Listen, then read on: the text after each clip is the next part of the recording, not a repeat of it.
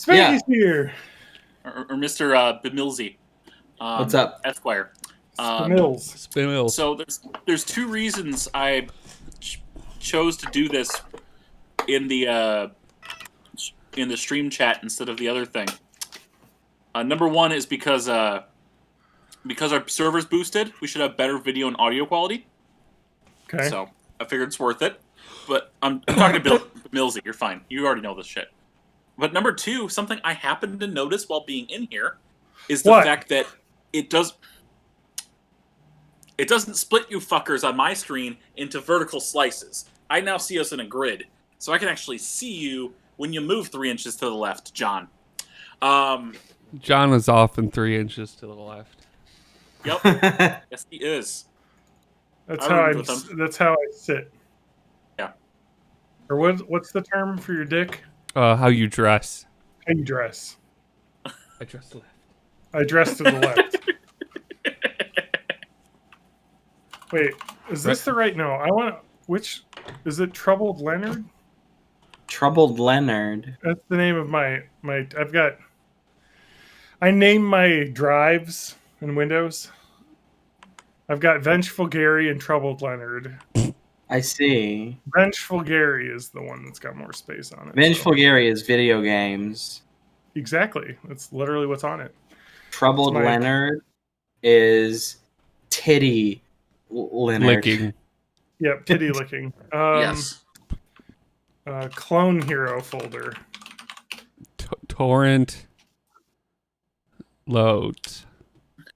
So Spanky, DM me your. I know you don't play Rocket League because it's not in the right spot anymore. But if we ever start playing Rocket League again, I need your Rocket ID.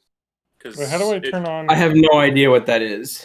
You log into the game and it tells you in the corner. You can't tell me what to do. I know. I want to download Rocket League. Get it for your Switch. I have it for PlayStation. Okay, we'll play it on your PlayStation. You'll have a Rocket ID on there. Sadly, you can't have the same username well, you can't have the same username, but they append a hashtag and number, number sign and a 4-digit number, like Blizzard does that too. But like Blizzard ass does. Actually, Discord does too. But you can't say all companies I'm not a fan of. You can't say, "Hey, I'm the same person that plays on this system and the PlayStation and the Xbox. Can my progress come with me?" No, you're 3 different people. Fuck you. Yeah. Hey, I am 3 different people. If we make this podcast 150 hours long, I'll get an achievement on Twitch. Nice. So let's do that. Okay. Just give me your stream ID and I'll go ahead and start just streaming random shit to it. I promise I won't get you banned. So in fact, it's hot here. I'm going to take off my shirt. Yeah. Do it. You got that electric tape over your nipples, right? No, if I could. Spanky, I added a cushion to my room so I'm echoey less. Okay. It was in my closet because it used to be on the back wall here. Happy Pride Month. I thought I was allergic to it. Happy Pride. Happy Pride. Glad you're out of the closet, Cushion. I don't know which flag I would be a part of. There's no... all the flags are wrong, I hear. Everyone tells me that all the flags are wrong. And maps can go fuck themselves. Maps? Never heard the term maps? You don't want to hear the term maps. Maps? Wait a minute. Minor attracted person. Yeah, pedophiles. They go fuck themselves. Oh. I've heard that before. Weird. Yeah. I also heard a song called Maps, and it was really annoying in Rock Band. Because it says that the Guitar Hero apps wait. How do I get Clone Hero to work with this guitar? Anyone? So settings. I loaded it up and it didn't. Is work. it a pluggy one or a Bluetoothy one? It's no, I have it. It's hooked up. Xbox 360 it's hooked up through my dongle. thing. Is the first Xbox controller, but it doesn't work automatically on their site. or on their thing. To get my controller to work for Tony Hawk, I had to use DS4 Windows as like a controller, as like a emulator to talk to an emulator, I guess. But I haven't tried it with the Guitar Hero thing yet. Matt, you could have just like bought a PlayStation Mini, and the only reason to have a PlayStation Mini is because it's a USB controller. Nice. Yeah, well, maybe I'll do that eventually, because this controller is falling apart. Oh, I bet. It looks like it. And it's also sticky in like spots, and I didn't get it sticky. I bought it used and like never played it, so I don't know what spilled on it, but it's gross. Well, because I'm not doing anything, Matt, I could drive down to your place. It would have to be after Monday. I'll bring my toolkit down, and we'll make it better. Guys, is this a podcast? Is that what we're doing? I mean, Yeah. I guess. I like this application, Clone Hero, the application. But when you open it, your mouse does nothing, and your keyboard does nothing. It's like automatically like your guitar better work when you turn this on. Yeah. Because to close it, I have to right-click the icon and hit close application because I cannot do anything. Is there a setting somewhere else that lets you I mean, there's a settings configuration file I can open up in that, but it says it should just work. Use keyboard. Okay, here we go. Wait, here we go. Xbox One controllers. What about Xbox 360 controllers? Is this All right, here we go. They They're both can connect to any dongle, but you must have the Xbox 360 dongle and Windows 10. And you have to force the Xbox 360 drivers to use it. Okay. Wait, what does that mean? Oh, fuck. Why am I not muted? Why am I not muted? Fuck you. Thank you. Anyway. I wish that this just worked instantly. And it's to the point where I don't care enough to get it to work. Like, how bullshit is that?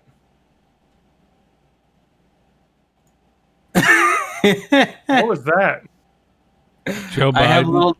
I have little Joe Bidens on my glasses. Are they supposed to be on your eyes? Is it just like not reading your frames? No, right? they're supposed to be on my cheekbones, apparently. Okay. Stop having high cheekbones. Little bro Jidens.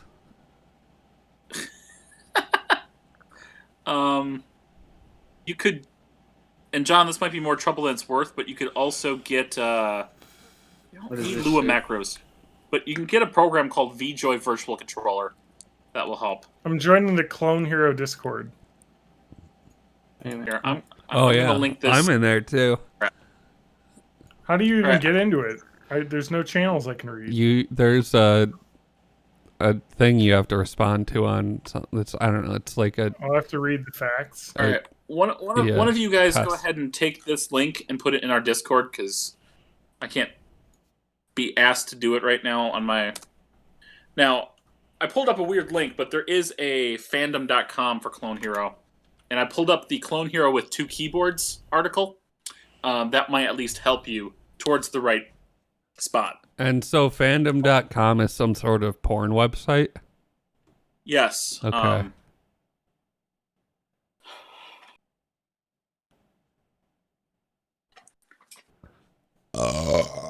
What are you doing, Spanky? What is it's an happening? octagon! I'm fucking 22nd century, man. No, you're Jack Black with the Octagon of Destiny. Stop. I don't know what that's supposed to be. What's supposed to be? The thing on your face. It's like Octagons. Terminator, kind of, but then also octagons. It's called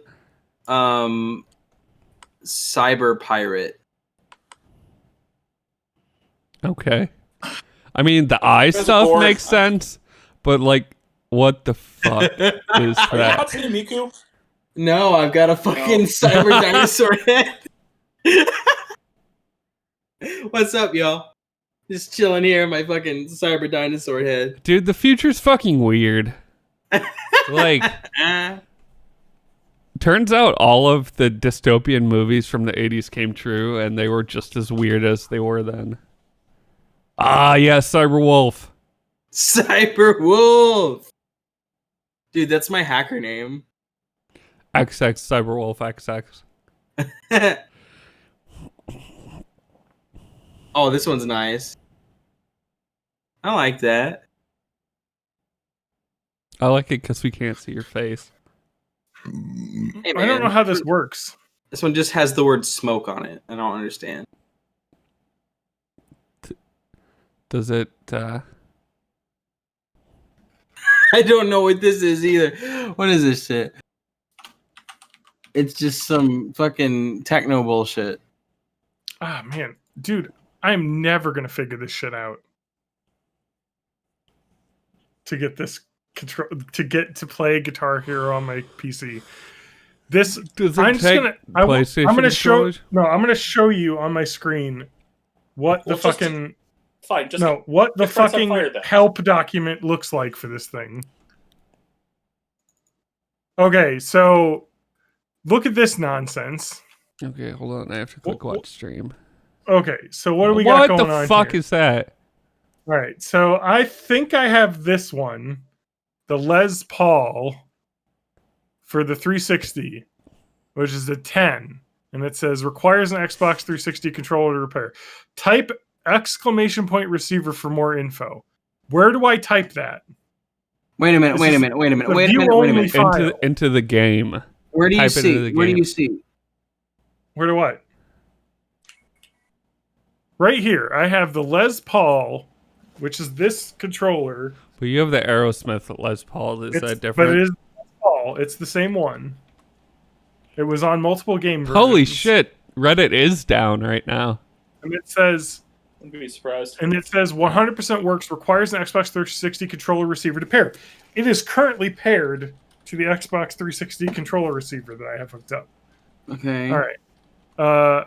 Now, and also now, if you go to the right here in clonos.xls, I don't know what that's referring to, but maybe that's a config file I need to go into. No, that's an Excel file. Yeah, that's Okay. a spreadsheet. A separate one that I can go you have it into. already. Shit. Okay, so I have the 360 Les Paul in Windows 10, which means I got to go to K down here. I think. Game's too hard. Must be paired to a 360 controller receiver. Type receiver for more info. Otherwise, no mapping needed. Okay, that makes sense. But what does type receiver mean? I don't know. Have you tried Like typing something weird. exclamation point receiver? Where? In this? Yeah, right In now. the document? In the video game. In the video Oh. game. Okay, so if I open up Clone Hero, I am unable to use the keyboard in the game. Have you tried pressing exclamation point? Or my mouse. And then it loudly plays a Dragon Force song automatically. But I can barely hear you. What? But I can hit spacebar for controls. And it already has my controller, my Cytex X52 joystick connected. So I'm going to remove that. Ooh. And then when I hit assign controller, it says press any button. Does not receive inputs from Did this you remember at to all. put batteries in your controller? It is lit. It is lit up and connected to That's my computer. lit, fam. That's lit. That's pretty lit, John. So I'm going to type receiver. Do you ever Oh my drink God, it worked. from a can so fast that it then the recoil causes it to shoot out into your face? Because that just happened to me. I'm hitting every button on this thing. Oh my God! Why does this loudly play Dragon Force in my ears? I want to show you this. Look at this fucking screen. This is the game. All right, and you probably be able to hear it. Maybe not. But regardless, Oh, yeah. okay. My keyboard does nothing. Oh, okay. I hit a bunch of buttons. Something happened. Yeah, Some it of looks them like it's work. doing shit. That's spacebar. Okay. So the mouse doesn't work here at all. Do you have? What about the arrow When I hit button? spacebar, the mouse does work, but it's not automatic. Can I defaults? What button do I need to hit OK on a menu? What do I put the like? Probably enter. It's so insane the way this is set up. Like how? I can't click off this now. Press enter. Enter does nothing. I control it. A. Gamepad mode. Enter does nothing. Is it left and right? Who set this fucking thing up? This Like, is the oh, most chaotic it's not gonna fucking work. thing in the world. What the fuck is happening? Dragon Force is my fucking favorite thing in the world right now. Blasting. I don't know how to turn it off. Hey, where's the select button on your keyboard? Why doesn't this work? Do you have a regular Xbox controller you can use? I do. Will that work? Somewhere. Probably. But I don't want to play on the Xbox controller. But you could use it to set up. Alright, here it is. Let me just connect this. Do these buttons work? Alright, I gotta exit the application. It's fucking killing me. Alright, let's try it again. We're gonna get this to work, boys. And then we'll do a strum up. Alright, Dragon Force is playing. Alright, these do nothing. Okay. Nothing works. If I hit space for control... Oh! Have you tried turning off your computer and turning it back on? My controller. Gamepad is... Oh, Gamepad's player 2 automatically for some reason. Probably because they want your gamepad to be player 2 and your controller to be player 1. Okay. These keys do nothing on this menu. Start allows me to create a profile. Type the profile name. Alright, here you go. John. Enter. Okay, I got a profile. Now it works! Why did I have to do that? You had to make a profile. Does this work now? A profile. They're both connected as controller 1. So I don't know what's happening. Alright, can I turn off this motherfucking... Yeah, you go to settings, audio, oh my God. menu audio, extra loud. Oh my god. I mean, this is a very well put together looking application. For fuck's sake. Like, if you're someone who just connects with your mouse and keyboard, it's just like, you're fucked. Yeah, I gotta get rid of this screen share because it's fucking terrible. Loud. Alright, I'm done streaming it. Am I done streaming it? I don't know. I'm done streaming. Yeah. Okay. Close stream. Wow, that was annoying. That was good, guys. I like that. But seriously, why is this not working? I don't know, John. Have you tried turning your computer off and turning it back on again? Yeah, you should try that. Alright, I have to pull the batteries out of this to get it to turn off. Your computer? No, the guitar. Yeah. His computer is just like a bunch of D-cell batteries. Did that turn it off? What the fuck happened to my video? There we go. And they're in crazy mode right now. Alright. Do you have an Avengers Endgame filter that turns you to dust? No, I don't. But let's see. Let's scroll through Avengers and see what we got. I got a little halo of Avengers. Oh, I've got like cheekbone Avenger logos. I just have a clip from the movie for Avengers Assemble. What is this? I got like a weird fucking trucker hat of Infinity War. I think this is the Tony Hawk's place. Or not Tony Hawk, Tony Stark's place. Tony Stark Pro Skater. Oh, I got an Infinity War hat. That's rad. A lot of these are really low effort. What is this shit? It's just the poster. Oh, there we go. That's what's up. No, I like it better when you turn to the side.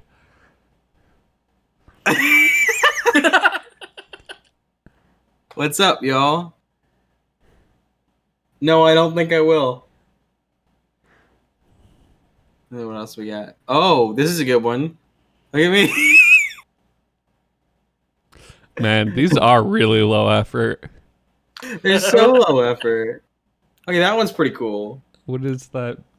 It's just the Avengers Tower in the background.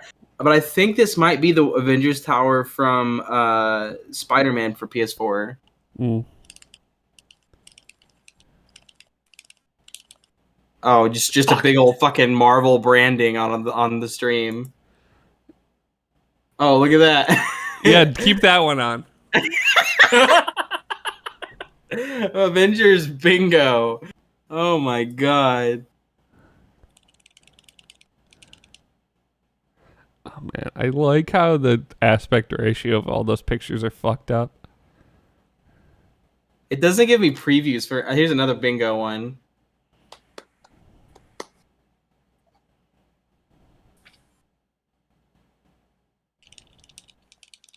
I just don't understand who created this. Nerds, probably John. no one. It was probably an open source project. Well, this is why open source shit is the worst. Just Okay. if you want to be able to actually use it and have a pleasant experience. Just type exclamation point receiver for more info. Where do I type it? Wait. I feel like, have you tried turning off your computer and turning it back on? Fuck. I bet that'd probably make it work. Oh my god. I mean, it could make it work. Because I did just install it. But it was able to pair with the Xbox controller. Oh my god. Read me. Maybe I should read the read me. Read the fucking manual.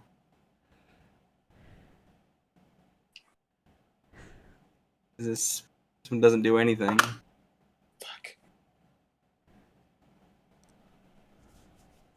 What?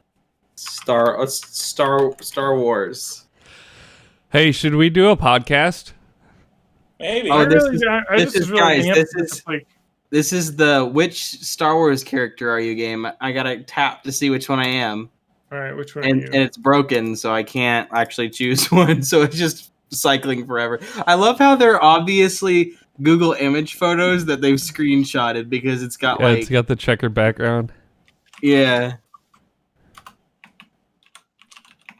Oh, here we go. I got Some of these are so low effort. I like that one. Yeah, that's good. I don't know how this constitutes Star Wars. Yeah, I don't know. Oh, just the fucking. Just have Baby Yoda behind me the whole time. So I just have to go to USB. Oh my god! Was that it?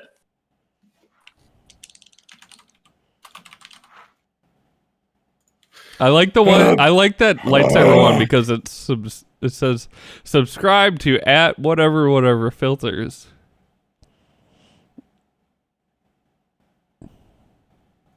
Some of these are like okay backgrounds, and some of them are just like really low effort. Mm-hmm.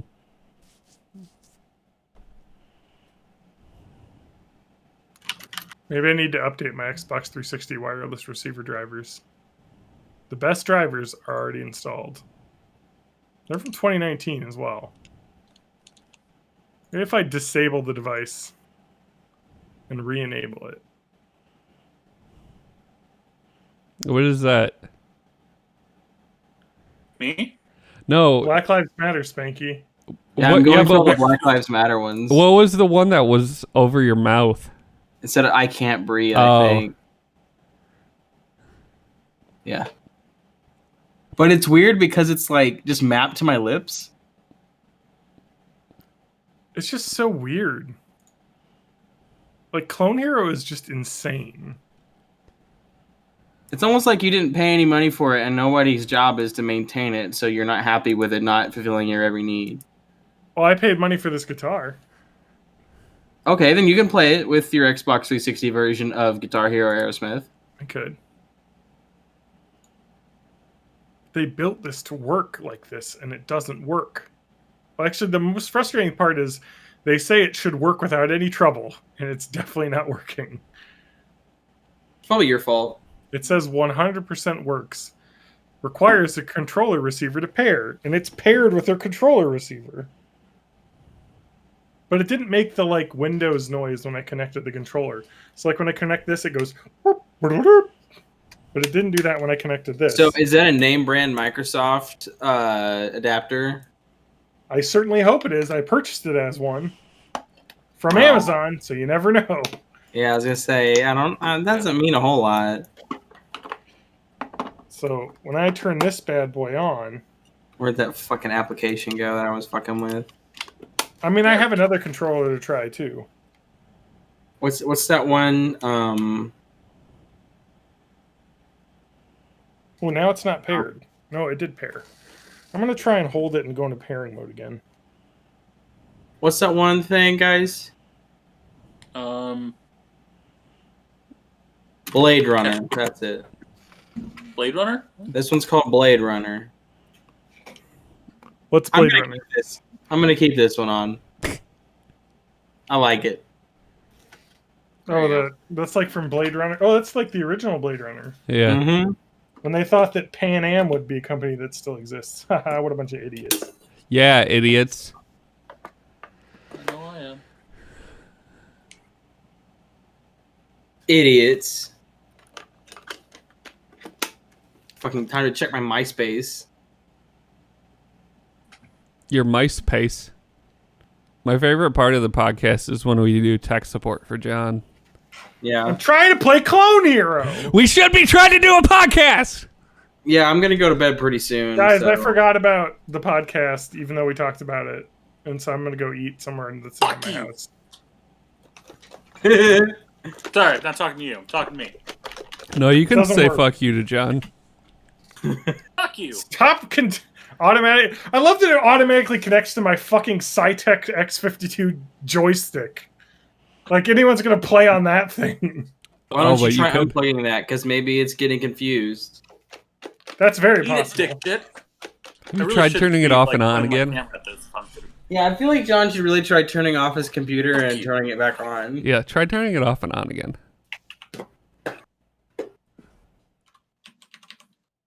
Flip. Welcome to episode 300 and something of the podcast we do together every week sometimes. I'm your host as always. John can't figure out how to use a fucking computer danger _ Dude, this fucking app is the most broken shit in the world. When you open it, none of the keys work because it assigns your key bindings to a profile. But like you can't get in the profile without using the keyboard. Probably because you got your hot ass hooked up and it's getting It really is probably that because it automatically connected to that. And it's like, oh, this joystick for flight simulators is exactly how it doesn't know. It's all X input. There's no way to determine that. How could it know? There's no way to determine that. It's X input. It's all it is. No, what I really need is just to buy one of the PC version controllers that has a USB connector built in, and I bet that would Probably. work. Even though the Xbox 360 wireless receiver should work, but whatever. Are you guys ready to record a podcast? I gotta go get a drink. Yeah, I was ready like an hour and a half ago. Me too. Yeah, so was I. But then I got unready when I got deep into the Guitar Hero, Clone Hero hole. I ate so much pizza, I still feel like dying. That's a big mood. I felt like dying yesterday after all that fucking T-Bell I ate. Oh. All right, ready? Yes. What number episode is this? Just race first? Bullshit? TJ is always. Oh. By the way, TJ, there's been multiple episodes when you've said the number when I forgot about it that you were way wrong. Do you punch in with like an obvious thing? Like, it's number 14. No, I don't. Do I it. left it in. to show TJ's ignorance to the world. All right. There we go. I'm going to look at the previously published. Libsyn. 393 was published last week. 394 will be out tomorrow. This is 395. 319. Ready? Thank you for joining us to www. Hemsworth.world. I don't know if actually. I'm trying to if I start the said, podcast, but I can't, Matt. I'm sorry. You can't be here right now. Everyone's just going off right now. Everyone's just popping off. We had a Quibi update this week. Oh no. Welcome to Born in the 80s, episode 395. I'm your host, John Danger, joined by my co-hosts. Matt, pro Tony Hawk, pro skater, player, guy, Hag. That's a lot. TJ May. And I'm Spanky. Works. Mandan Brills. And that's the end of our podcast. Goodbye, everyone. Yep, that's it. We did it all before we did the intro. So, I was fucking around with my Guitar Hero, Aerosmith controller, trying to get Clone Hero to work. And it's a fucking mess because it's a goddamn open source group project on Unity. So I think we can all agree that open source is just complete garbage. It's not complete garbage. I agree. Very well can be awesome, but a lot of open source projects have a very small group of people working on them. Yeah. And it just works for their specific exact circumstances. A lot of people that are working on people that are working on open source projects are maybe like introverted nerds that don't have great communication skills, so they're not really great at. Call me out here. It also makes them not great at like designing user experiences because they can't think of how people think. That is so fucking true, dude. There's so many programmer-based applications that don't have like a UX designer on them, and you just open it up and it's like, how the fuck do I do anything on this? You just use the command line. It's so much easier. Exactly. But I have a really funny example of this. So a while back, I wanted a tablet really bad, but tablets are really expensive, and I was right out of college, so I didn't have a lot of cash. So I was straight out of Compton. I knew that the Barnes & Noble Nook tablet that they had. You remember the Nook? The Tom Nook. Yep. They're like fucking Kindle wannabe. It was like a Kindle Fire. It had a color screen. It was on Android.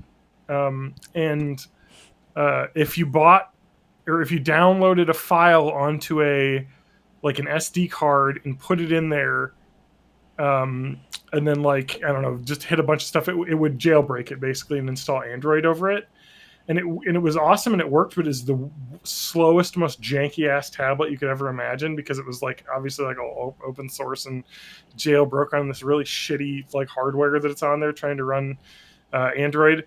But when I was trying to get help with that, I asked on a message board some guy hey, I just have this, and he's like, that's a stupid question. And I was like, Jesus, I'm just trying to get help. And he was super short with me, and I was like, don't you want other people to use your software?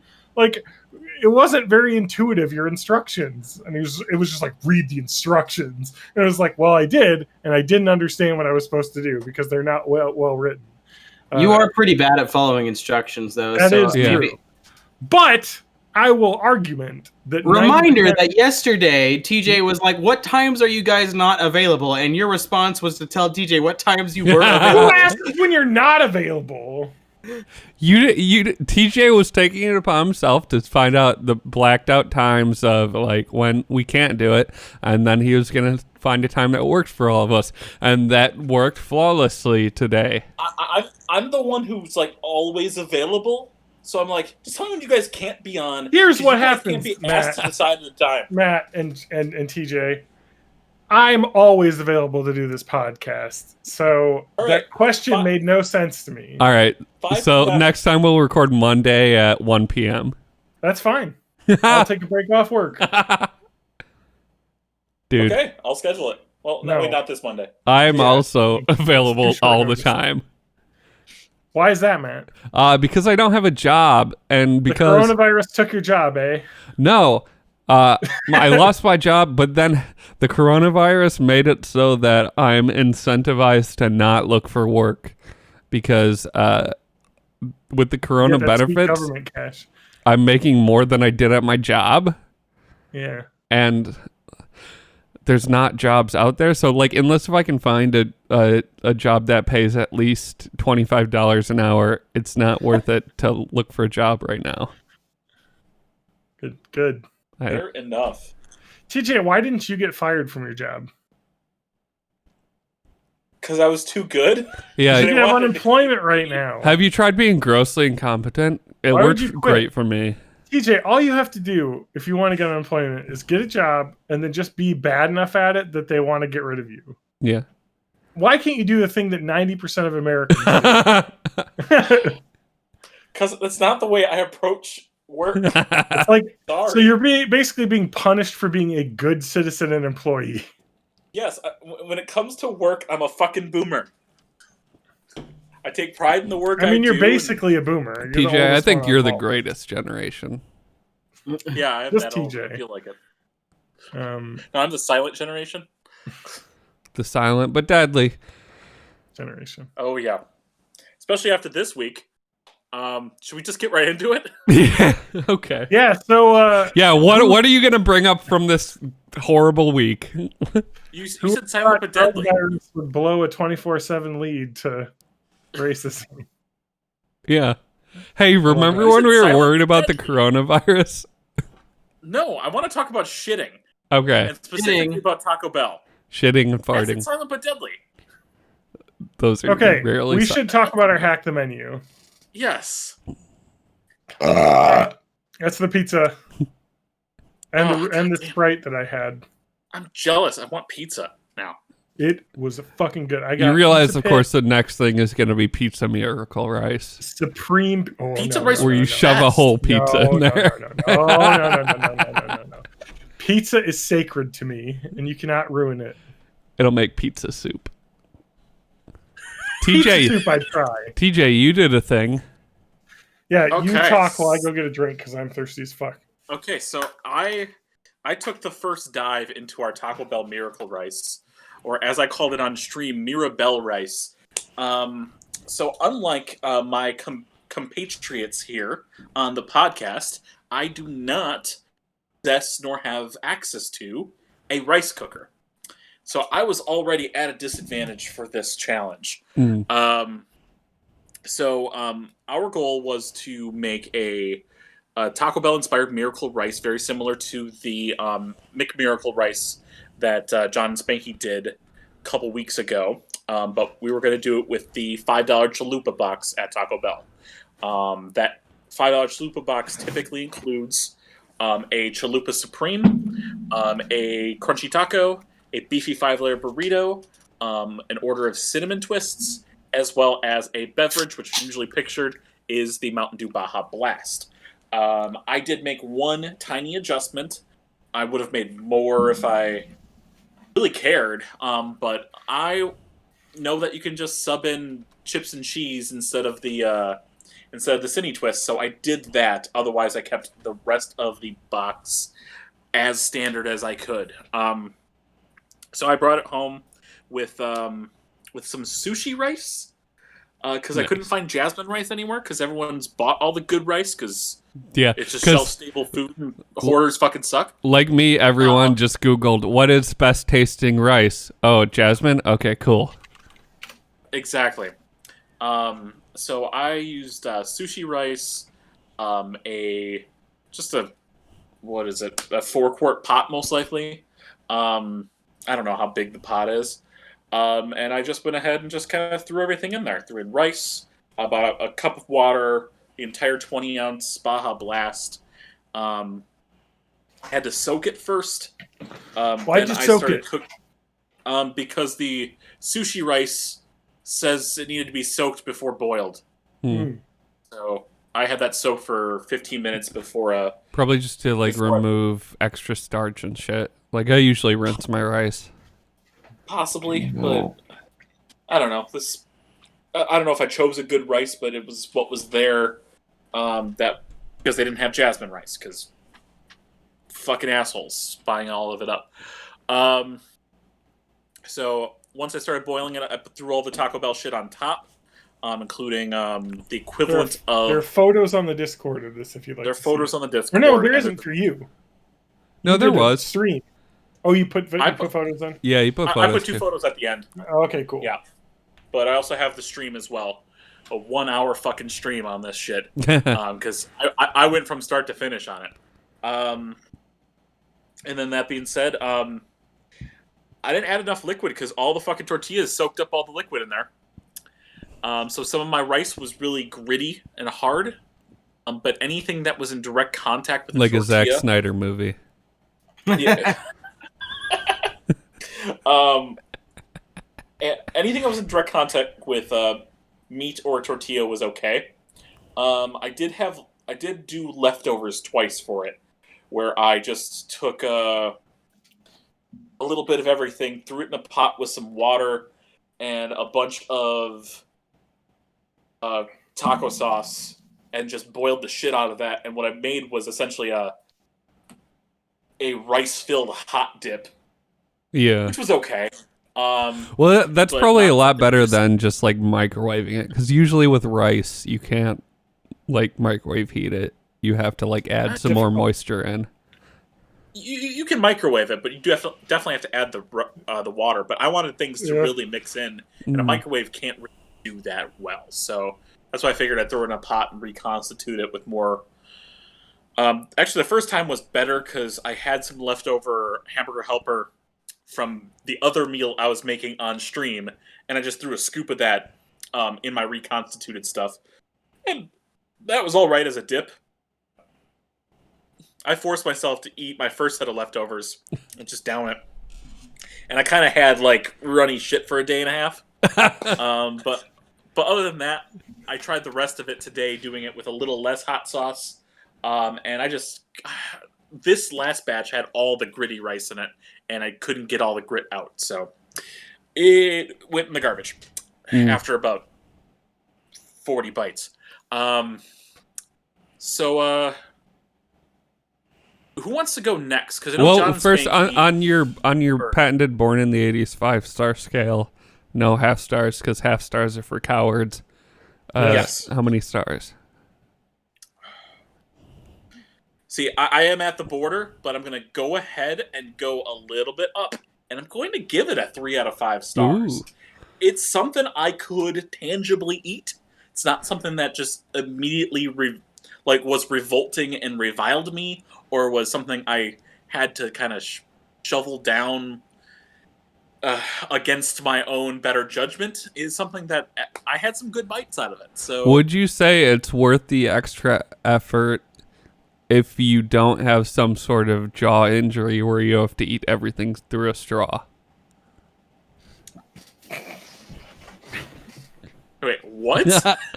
Well, he's saying could you make it like into a soup and that would be fine? Well, I'm just saying, like, is it worth it, or is it like, are you better off just having fucking tacos?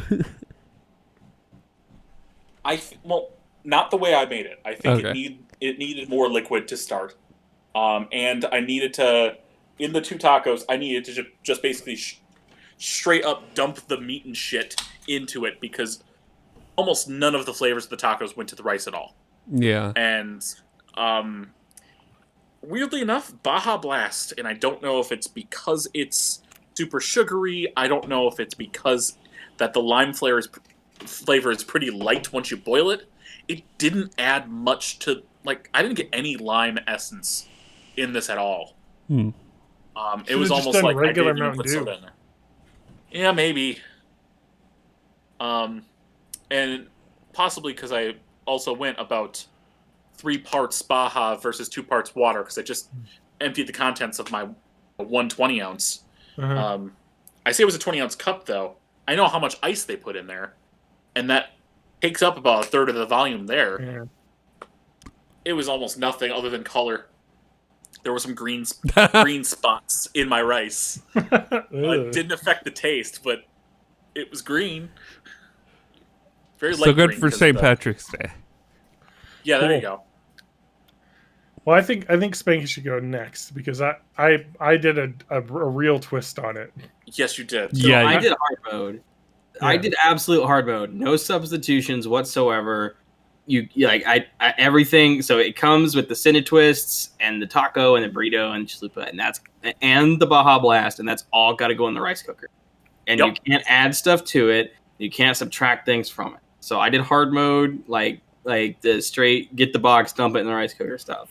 One thing I did do that not necessarily hard mode because you could do it with the ice, but I said no ice with the Baja Blast, just so like all of the liquid I put in there would be Baja Blast rather than like that probably helps, yeah. Than like Baja Blast and water. But I dumped the entire thing of Baja Blast into the rice cooker with the rice, and then I put the the main items on top, and then the Cine Twists on top. Now, I will say what I should have done is should have put the Cine Twist on the bottom because the ones that were touching the Baja Blast just completely disintegrated. Like 100% absolutely, like there was nothing left of them whatsoever.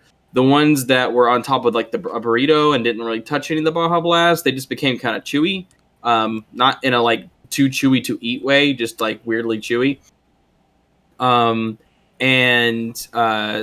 Yeah, so what happened to mine was the hard shell taco and all of the Cine Twists that were touching the Baja Blast disintegrated completely. Like, there was no physical form to them at all whatsoever. So by the time that I got it all out of the rice cooker pot and onto the plate, the rice and the disintegrated Cine Twists and the hard shell taco had become one thing, which was a like sweet and spicy meat cheesy rice, which was fucking amazing. It was delicious. Okay. The burrito that it came with turned into almost an enchilada texture. Yes. Basically, the tortilla became extremely, extremely moist. And one thing that was weird to me was that, you get fast food and it's even if it's hot, it's never like hot, it's never like I've gotten fast food and now I've burned my mouth from putting it in my mouth. Except for maybe like fresh out of the fryer McDonald's fries or something. Oh yeah, God, those are so good. Yeah, I know. So, one thing that was weird to me was that because I put it, I burnt my mouth a tiny bit because I never have thought of like, oh, I've just recooked this food and now it's going to be hot. Because like to me, fast food is never that hot. So the burrito was delicious. The rice that consisted of the disintegrated taco and Cine Twist was absolutely delicious. And then there was the Chalupa Supreme.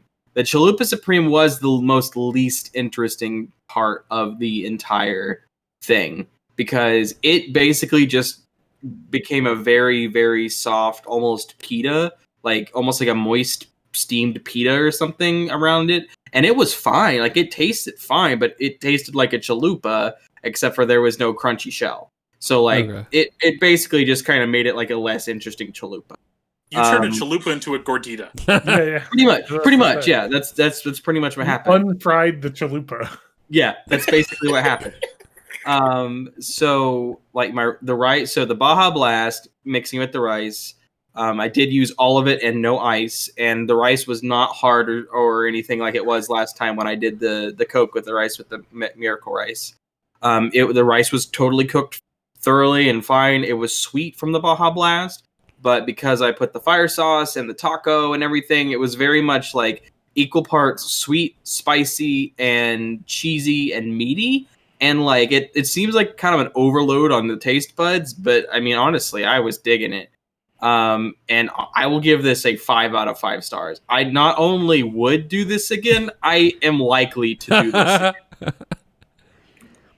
It's almost like you just made a Mexican curry just in your rice cooker. Yeah, no, for sure. Like the way that I did it hard mode, I was like, mine's probably going to be the worst because I'm doing it, with the Cine Twist, with the Baja Blast, no adding water or whatever. I thought my rice would be hard. I thought the Cine Twists would become like shrivel up to being unedible like bricks of cinnamon that just ruined. Like I had bad like expectations out of it, and every single thing on it was absolutely delicious. Yeah, I wonder what would happen if you put like the chalupa on the bottom, like chalupa on the bottom, and then cinnamon twist, and then rice and water on rice and soda on top. The thing that I would do next time is the cinnamon twist would go on the bottom, because the chewy cinnamon twist didn't really add anything to the whole meal. I much preferred the disintegrated cinnamon twist, because they made like because cinnamon, like with Big Red Gum, goes with like heat really well. Yeah. So the fact that it was like a very cinnamon heat, and when the ones that disintegrated into the rice, I was a huge fan of that. So next time I do it, it will be the rice and Baja Blast go in. Then I do like the layer of cinnamon twists above that, just to keep everything from sitting in the Baja Blast while it's cooking. And then I will absolutely like I will love it, because it was good. It literally was, everything about it was good. And I'm happy that I did it. You ate everything in one sitting though, too. Yeah, that was so I didn't have breakfast or lunch or dinner that day. It was literally just, I'm making this for my lunch break, and I won't have food for the rest of the day. And I'm not sure that was a great idea. I felt like dying just from the sheer amount of food I ate over lunch. Because, like, if I'm super hungry, I can kill a $5 chalupa box. But, y'all, I did that with the addition of a bunch of rice. And let's just add a bunch of extra carbs to this to fill you up. Yeah, it was a bunch of extra carbs. And it was, like, since it was saturated with water and stuff, like, the chalupa felt heavier. The burrito felt heavy. Like, everything felt heavier in my stomach. Yeah, I could see that. I'd probably say if you do that again, go ahead and eat half now, eat half later, but serve it with some sour cream on top. Then, if you're now you're not and some sauerkraut. Held by the challenge anymore. Sauerkraut, really? No, I just thought it would sound disgusting. I mean, it has its place, but not by me. Oh, I love sauerkraut. Don't even get me started. It's got to be the raw shit, the uncooked. Yeah, uncooked sauerkraut. What are you saying, CJ? John, you had issues going to Taco Bell. I didn't have issues going to Taco Bell. John refuses to go to Taco Bell because Taco Bell donated to the Trump campaign, and he's really battling with his inner red hat right now. So. Oh, all right. So I went to the Taco Bell drive-thru on the way back from my work. I had to hop in and drop off some documents, and I saw the drive-thru for the Taco Bell was out of like the drive-thru curve area into their little parking lot, and I was like, well, that's a long line. That's like 10 cars. So I was like, you know what? There's a Taco John's just down the street. So went to the Taco John's, bought the my favorite combo, which is their beef and potato burrito and soft taco combo with Olays, potato Olays, potato Olays, which are basically just little tater tots with some spicy seasoning on them, and nacho cheese sauce for dipping, and I got a Pepsi because they didn't have Baja Blast. They did have Mountain Dew. I guess I could have done that, but you know what? I was like, I'm going to do Pepsi. I feel like Pepsi. So I got that. I poured in a bit of the Pepsi, maybe a good half cup of the Pepsi in with the rice. I did 2 scoops of rice, which I don't know how much cooked rice in my rice cooker. I poured in a little Pepsi, and then I poured in water up to the line for 3 scoops instead of 2 scoops, because I knew from TJ's, canary in the coal mine, as we called it when he did this, to add extra water, because the tortillas would soak up a lot of that water, and I knew with the Olays that I was putting in there, it would add a lot of water. So I put the potato Olays as a layer on top of the rice and water, and then on top of that I put the burrito, and then I took the soft taco and just opened it, and then put it onto the Olays. And then I had a couple of packets of hot sauce that I just drizzled all over it, and then in the rice like water mixture as well. And then I let it go. And then it came out. I poured some nacho cheese over the top of the whole thing to get some of that delicious nacho cheese on the rice. And the rice was actually almost perfectly cooked all the way through. I was surprised. Didn't really have any hard pockets. A couple scorchy pockets on the bottom, but not too bad. Like nothing that was crunchy. But it was delicious. I'm saying 4 out of 5 here. I'm sorry, Spanky got saying 5 out of 5. Maybe I just need the cinnamon twist in there to get over the top. But like, man. To me, it was like, would I rather eat this or the tacos? And I think I just rather eat the tacos because I just like the mouthfeel of a taco. But I would definitely try this again because it turned out well. The problem is way too much food for one person. Yes. And I wanted to eat what I should have done is like cut it down the middle and taken half the taco, half the burrito, and just eating that and then save the other half. But I was greedy and I was like, I'm just gonna eat the whole burrito part and the whole taco part because it was the best part, and then eat as much rice as I had left over. But it was good. I mean, like we've said, the soft tacos basically turned into enchilada texture, like just a super soft, like pull apart, like tortilla was really actually pleasant. The olays were great in there. They add a lot of good flavor, and then I want olays right now. They mix with the rice. That's really giving well. me a lot of like real like Midwestern casserole vibes. Because like, have you ever had like tater tots on top of tater casserole? casserole? Yeah. I make that all the time. What is it that you call it in Wisconsin? It's called tater tot casserole, but in Minnesota they call it hot dish. Hot dish. Yeah. Hot dish. So the other thing too is that I've been drinking this. I got this from the grocery store in a delivery. Ooh. Oh yeah, Sprite ginger.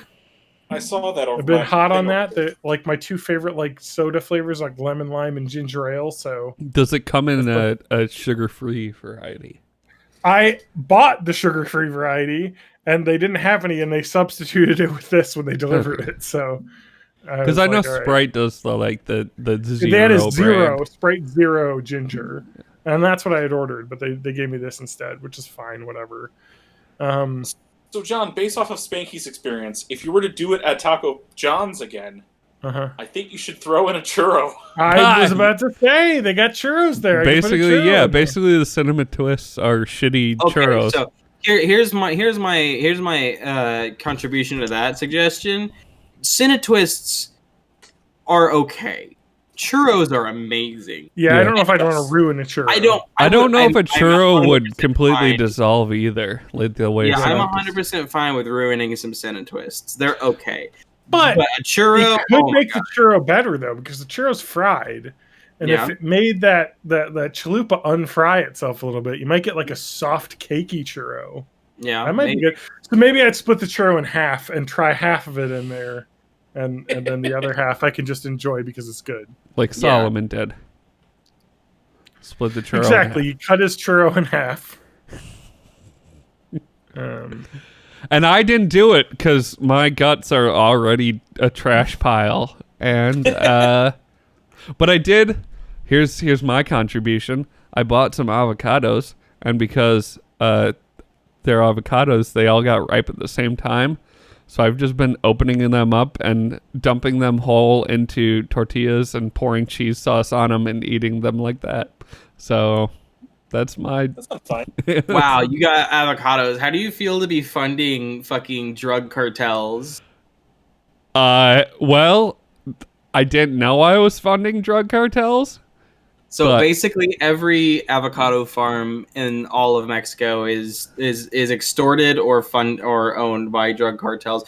I had someone in the UK say that to me, like, "Oh, avocados, huh? You're supporting drug cartels." I'm like, "Look, dude, okay."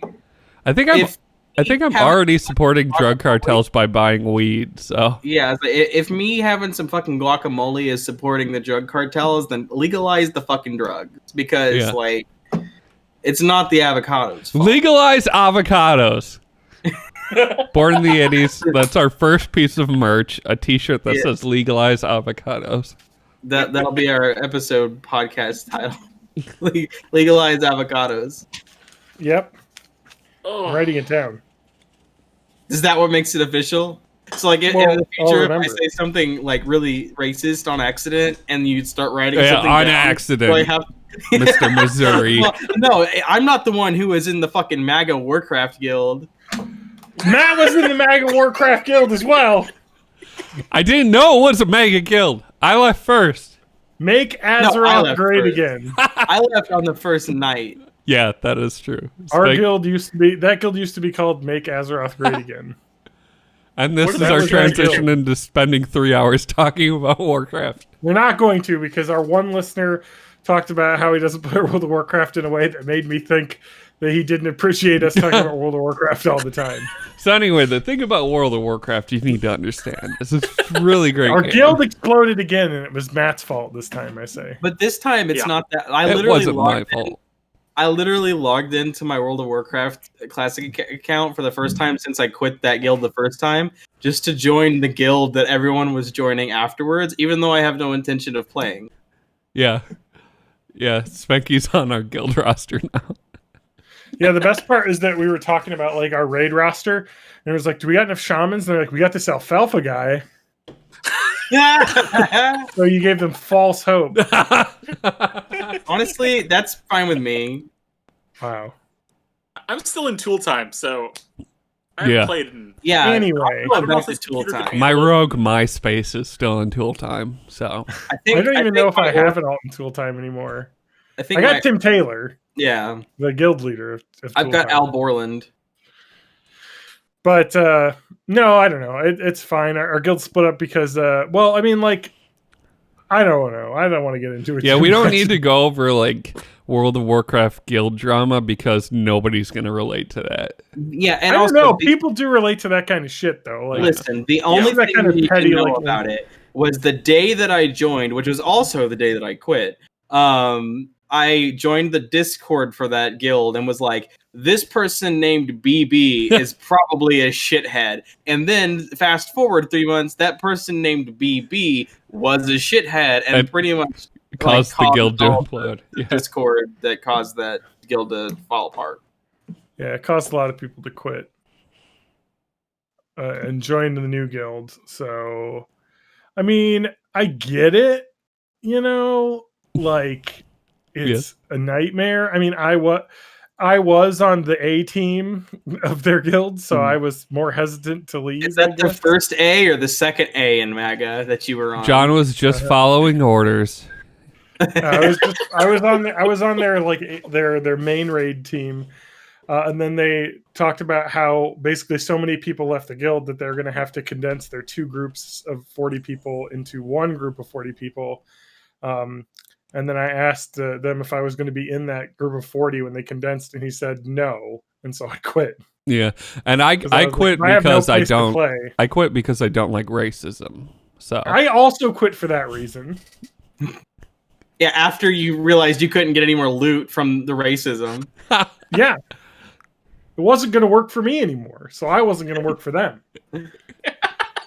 Now, in terms of the racism, I hadn't seen anything specifically pointed at the people, but there was indications that they were shitheads as well.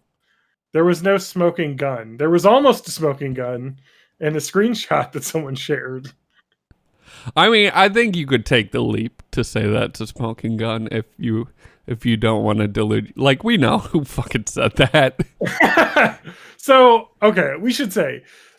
So there was a guild note, you know, like how the officers can put a note on players, like character, you know, like if you know you have all the characters listed in your guild, and so a guild officer can put a little note next to them, just noting something that only the officers can see. And I forget exactly what it was. Yeah, I don't the phrase, but it had the N word with the hard R in it. Yeah, like obviously as a joke because like he's a big ass N word or something, you know. Like as a joke, but obviously it's like not a joke because you can't use that word. But obviously they didn't think that they couldn't because they're racist. But also, and to be fair, the people that quit also said there's no way to confirm who put that in there because that could have been put back in when the guild formed, you know, and under the name Make Azeroth Great Again. Yeah, so I'm sure there was no shortage of shitheads. Condemn anyone in the guild for doing that because that was a very old image, but you know, like whatever. Like it's just still like indicative of kind of what that like officers group was in that guild. It didn't, at least in my group, in my experience, never trickled down in any way, which is why I was so shocked. But yeah, shitty. Yeah, like I don't know. And they I kicked me out I of was the group, surprised to so- hear like what was going on behind the scenes too. Like, I don't Yeah. know. But I don't know. Things seem to be going now. This kind of talk reeks of like when boomers say, "Oh, is Karen the new N-word?" Yeah. Which word Wait, did you what? not say? Yeah, right. Yeah, when you say is Karen the new N-word, and it's like, well, you're saying one of them, so clearly not. Yeah. I didn't even. That's the thing people say. Well, usually yeah. the word boomer specifically, but yeah. Yeah, boomer. People will be like, you can't say boomer. It's, Boomer the new N-word? You can't it's say that. It's a ageist. slur. It's as bad as it's worse than Fuck N-word. off, boomers. Yeah. Oh, you didn't use millennials as a slur forever, Yeah. but now blame People are us for still fucking- doing so because they don't realize that millennials are like 27 and older. Mm. I know. Yeah. They should be saying Zoomers now. I hate that. I hate that. Hey. That's a generation term. Zoomer. It sounds like Generations are bullshit to begin with, so it doesn't matter. yeah, but Zoomer sounds like when you have a dog with worms and they just rub their ass on the carpet. Dude, man, I ate some of this Taco Bell shit, gave me worms. I had to take a massive zoomer around the living room. Or, when I was growing up, we had a dog, and we used to call that playing bumper cars. So anyway, nothing bad has happened in the world since we Of course last recorded not. an episode. So, so does that mean we should bring up Bite Book Club? Did we do our Bite Book Club this week? already? We're barely What? in the episode here. You haven't even let us breathe. Fine, I know it feels then- like we've then- been Yeah. recording for I'm 4 gonna go hours. No. pee, so you guys go talk about something else, and then we'll TJ, talk it about probably book feels club. like we're pretty deep into the episode considering we talked about our fucking Warcraft guild that he hasn't even been in. Yeah, TJ. You wouldn't be allowed in it because you're not racist enough. True. I'm also only level 30. No, the new guild isn't racist. At least as far as I've seen. Yes. Okay, got it. Yeah.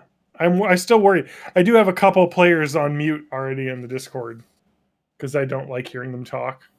Awesome. Well, you know. You guys remember that one guy who was a fucking redneck? And I was like, He stayed in the racist guild. I was about to ask what happened to him. Of course he did. Well, no, because he's but like he's friends with one of the main tank guys who we came over with from our old guild. But it's just like, what the fuck, dude? Like, why do you gotta be? Why you gotta like? I don't know. Like, makes me like wonder if that guy who was in our original like guild from months ago is actually kind of racist too, because he didn't seem phased by any of that accusations or whatnot. So John, what else is going on then? If yeah, I'm- what the hell? You just want to get right into the book club. No, Spanky's already got to look up the wiki because he's can't remember what episodes we watched because it was like yeah, 4 I know, months ago and for him. I Because I finished Legend of Korra like a week ago, so I've you can just rewatch it. Anyway, I could. Yeah. what's been going on in my life? I don't know. I've been playing games. I bought Minecraft Dungeons and played it for like 30 minutes and then stopped. So I'm glad I Yeah. spent the money on that. It was only $20, I guess, but I mean, I'll play more. It'll eventually be crossplay, so Yeah, they there's just didn't more. put it out right away Yeah, because that'd they be wanted fun. to hit a whatever. There'll be release more date. stuff to do. Yeah. What else have I been doing? I don't know. I got Taxi on DVD. Oh yeah, that's right. We talked I about got that last week it. too. I ordered it You last finally got week. your And DVDs? There you go. yeah, I got them. Did you put them on your Man, Plex like yet? nothing is happening in my life now because of the COVID. It's I just played like three World of straight- Warcraft, and that's Yeah. it. I don't did 3 know. straight days of VR. Nice. You Fucking- stayed in VR the whole time. It felt like it because my arms were sore all night. Hey, you're a PSVR guy? Yeah, I got PSVR. They don't have VR porn on that, do they? There are ways, but I don't bother. because Wow, it's really annoying. you're really missing out. Matt knows all about it. Yeah, I all the porn. I've done it with cell phone VR. It's easy. I have the cell phone VR. Yeah. You can watch the porn on that. The VR There you porn. go. Yeah. I mean, there's two different kinds. There's the static view. That's just a and then there's 360 video. 360. There's the 360 view. That's what you want. Yeah. Other one's just that's the good POV. That's not VR.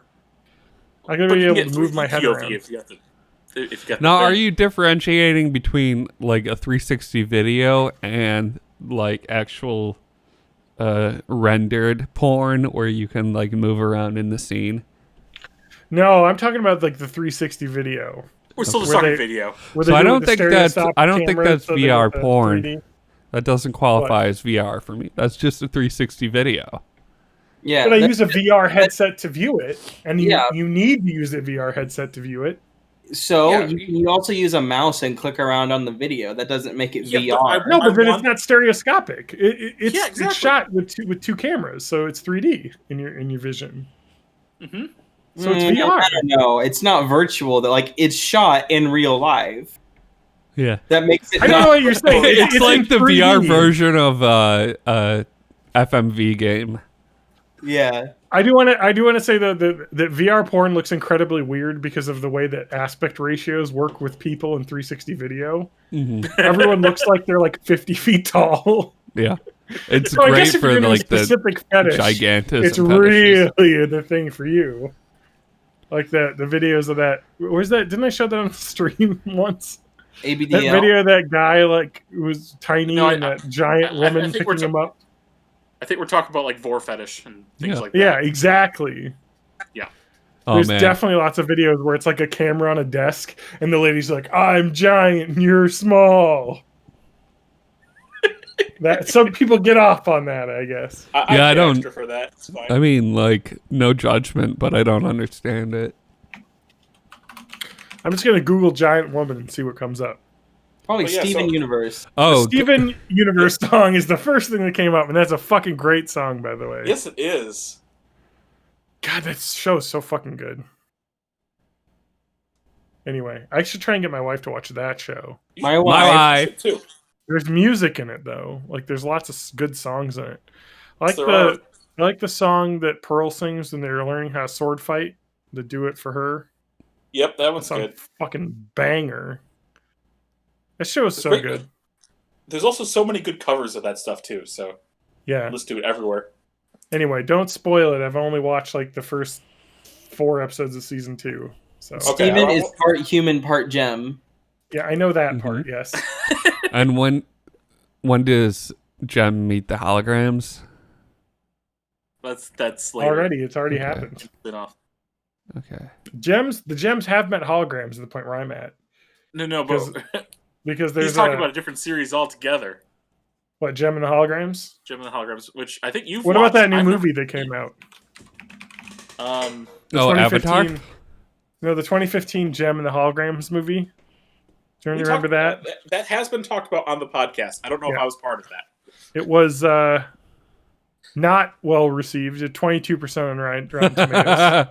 Oh, I think people just weren't ready for the artistic vision of the 2015 Jim and the Hologram. You know what's really crazy about that movie? I'm just finding out is that the director is John Chu, Uh-huh. who you may know as the director of the extremely popular and extremely like culturally relevant movie Crazy Rich Asians from 2018. Okay. They got a 91% on Rotten Tomatoes. So, and he's also directing the In the Heights, the movie version of Lin-Manuel Miranda's first musical. So I gotta say, honestly, he really went only up from yeah. From Gem and gotta Holograms. say, no, like I like In the Heights a lot. Yeah. And of course I like Hamilton a lot. I can see how they'll make Hamilton into a movie. I don't really see how they're gonna make In the Heights into a movie because it is very, very like it can be I don't know. It's very much not a movie to me. Yeah. Is it's like too much of a stage production? Is what you're saying? So what it is a lot of the the show is there's a blackout, right? And so a lot of it is dark. And I'm like, how do you make this interesting in a movie but still sell the idea that it's dark? And if they did just a recording of the show on stage, I think that'd be fine, but it's not a movie. So I don't know how they're gonna do it. The whole I guess we'll find out. The whole story of In the Heights can be summed up in 5 sentences. So it was a blackout, so people just posted black pictures on their Instagram profiles? Yeah.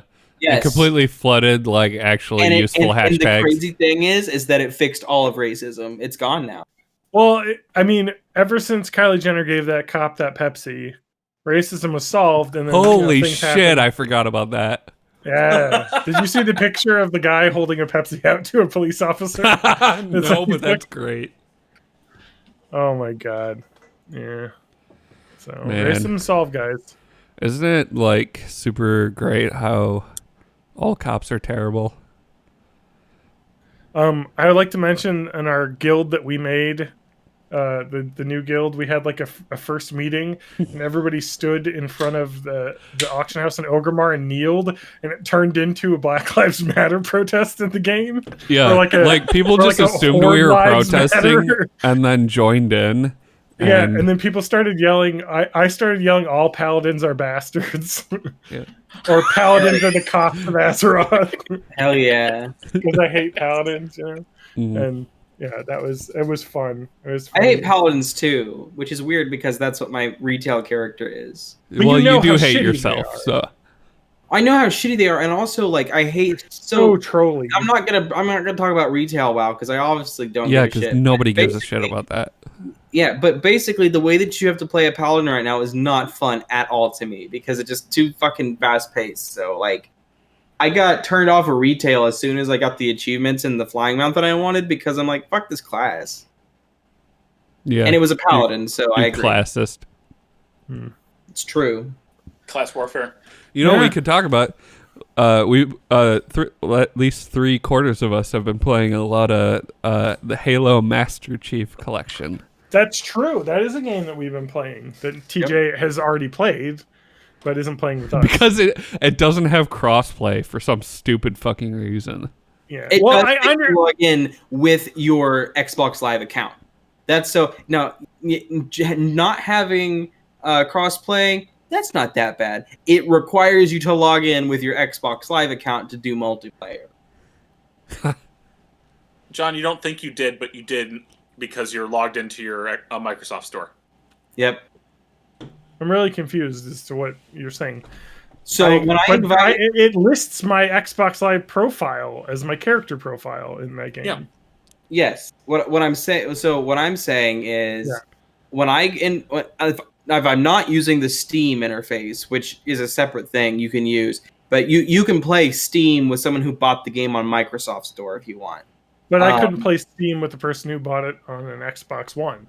Right. Correct. And so the reason it's fucked up is because the reason you're allowed to have Steam and also Microsoft Store people play together is because they connect it by using a Xbox Live account, which means that the same technology used to connect two Xboxes together to play the game is what connects two Steam players to the game, so that it's all artificial. It's totally possible. And to get an Xbox Live account, I'm assuming that has a subscription fee. No, you can get a free account. It's free. Okay, so if I get one of those accounts, we can all play together. No, not me. The thing is you well, already I thought have the whole an thing Xbox. Spanky was saying was that you can do crossplay if you're on an Xbox Live. No. What I'm saying, Matt, is you right now, when me and you play, we are both using our Xbox accounts to play with each other. We're not using an Xbox, but that's how it works. So we theoretically are doing the exact same thing that TJ and a third person would do on two Xboxes, using Xbox Live to play a multiplayer video game on Xbox Live Network. Yeah. It's all the exact same thing.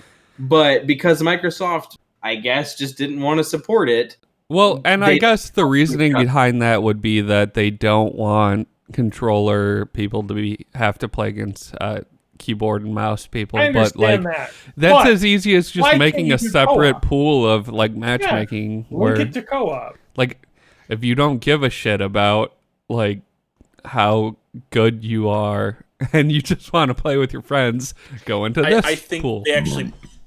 I think they actually built a different online infrastructure for the PC releases, which is what, even though it's using the account system, Microsoft, the actual infrastructure of connecting from PC to PC is different than they use on Xbox. It is annoying.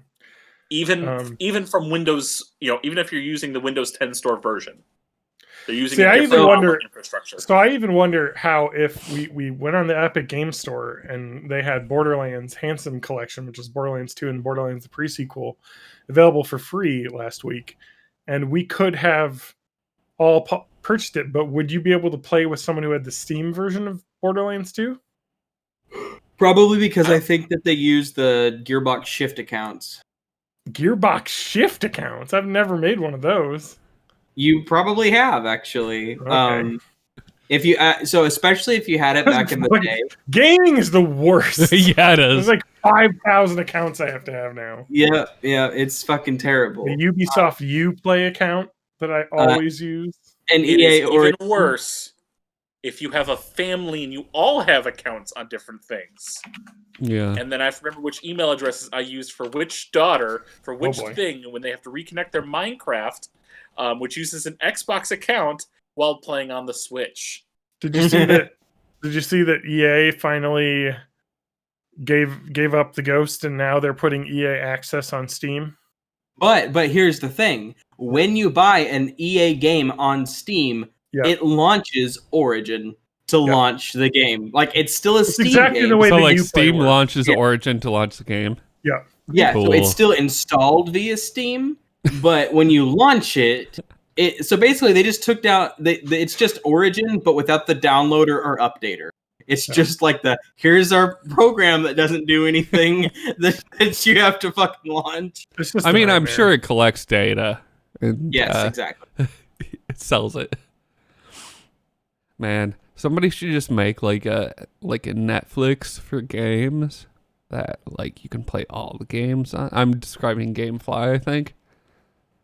You're describing a couple different things, actually. That's the problem, TJ. Including Google Gamescom? Stadia.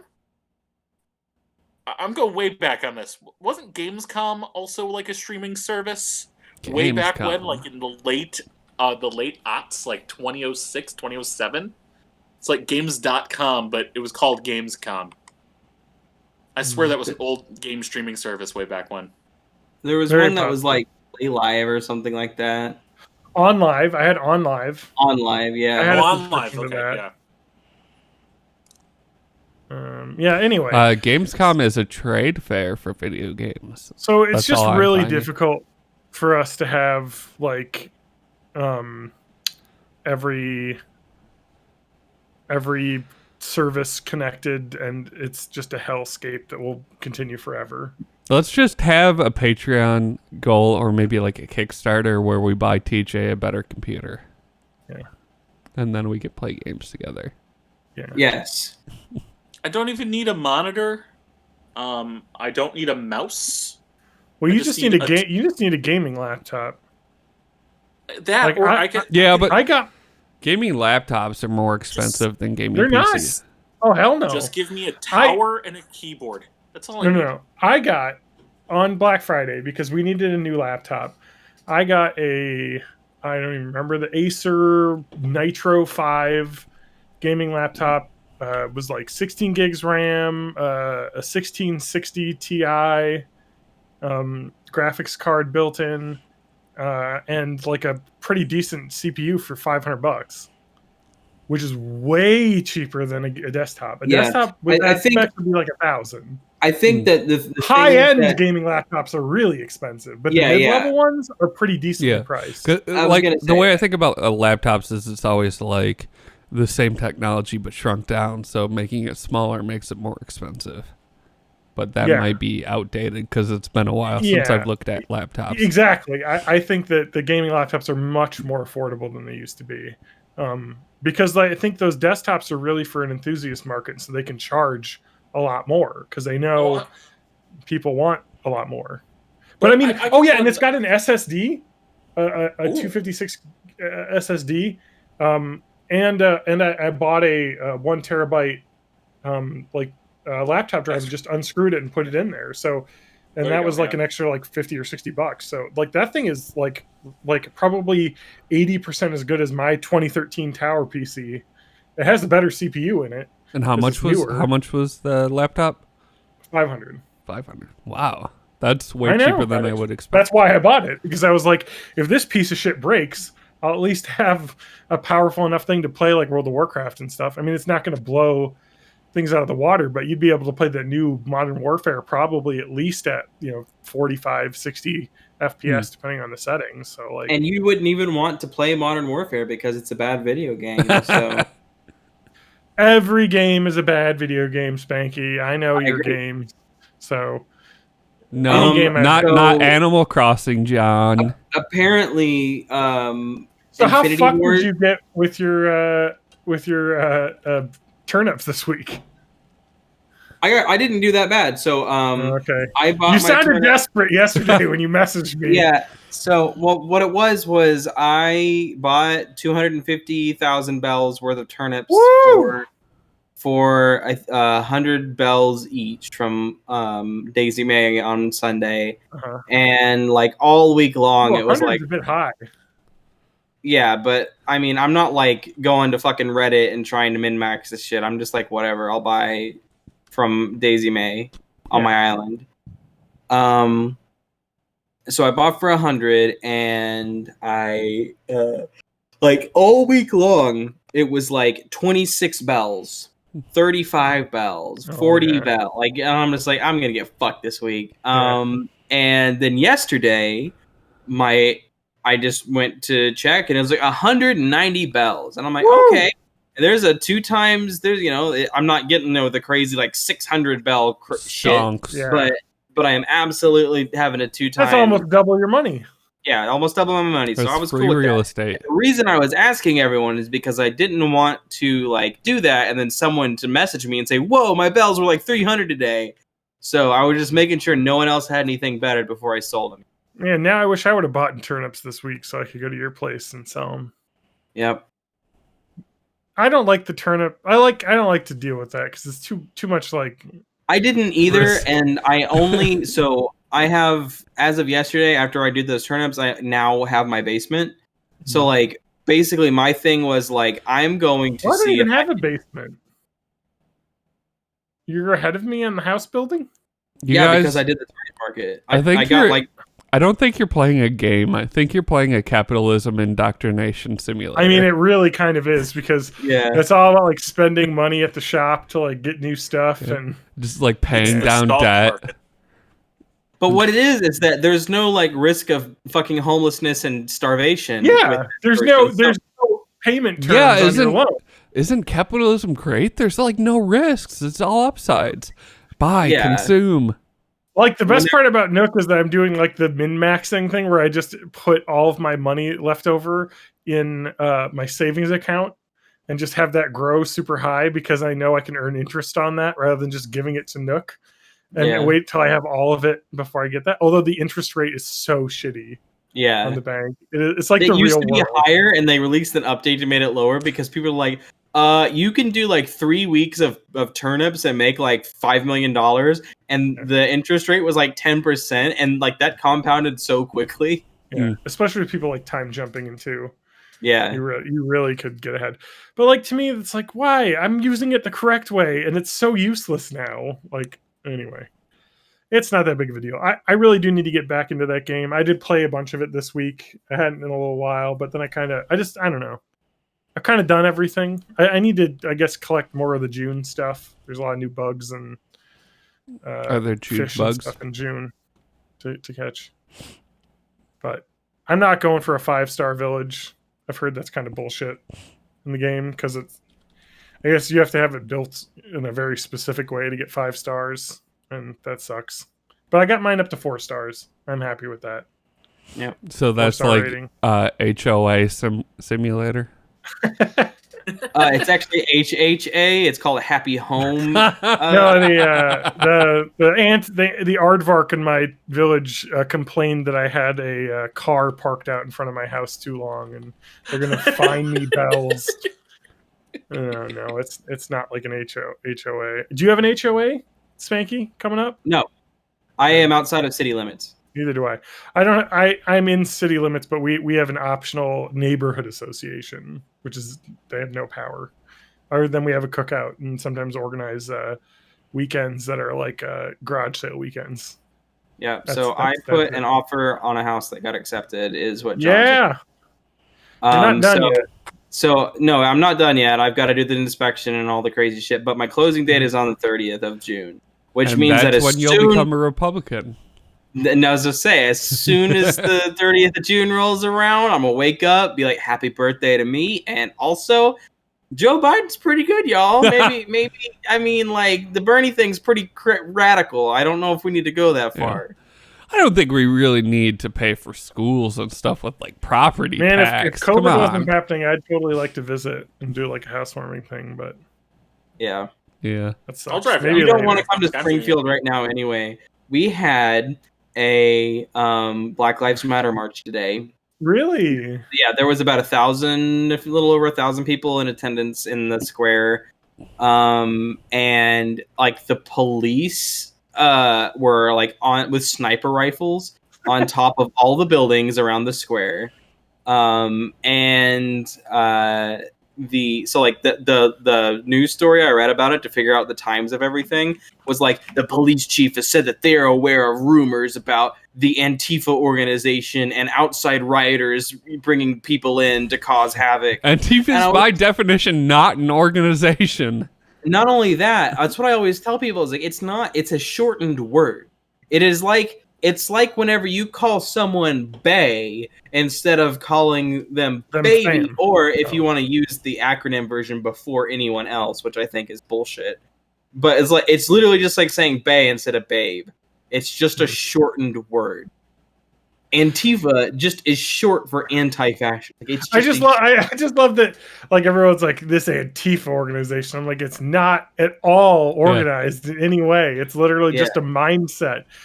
It would, and the best part was the president was talking about designating Antifa as a terrorist organization, which A, is impossible because it's not an actual organization, and B, impossible because you can't make U.S. based groups terrorist groups.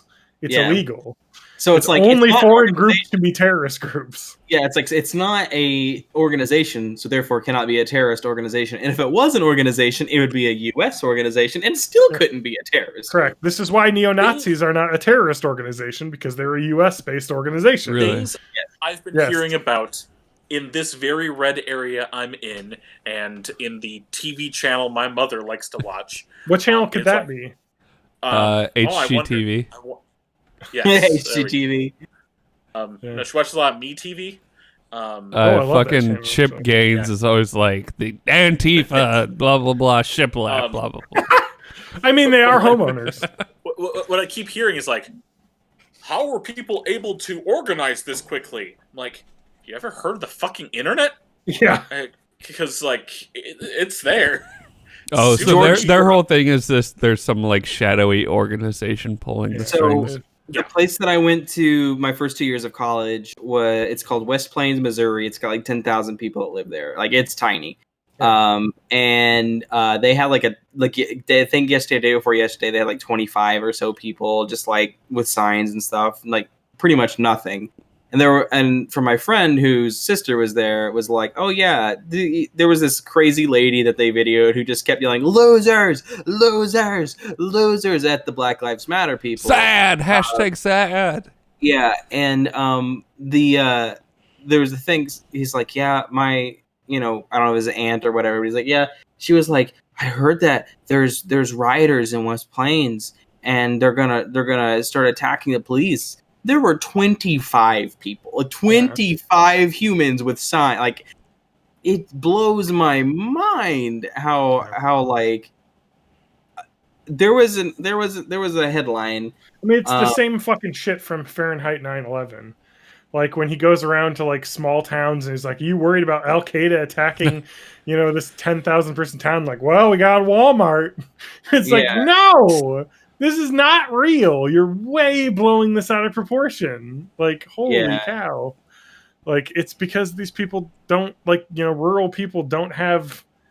They don't know. Yeah, they lack. If you've never been to like an actual city, you lack context. Yeah, there's no context. To them, 25 people with signs is a riot. So but to me, that's just a regular Madison weekend. Springfield has 150,000 people, which is not a huge city by any means. No.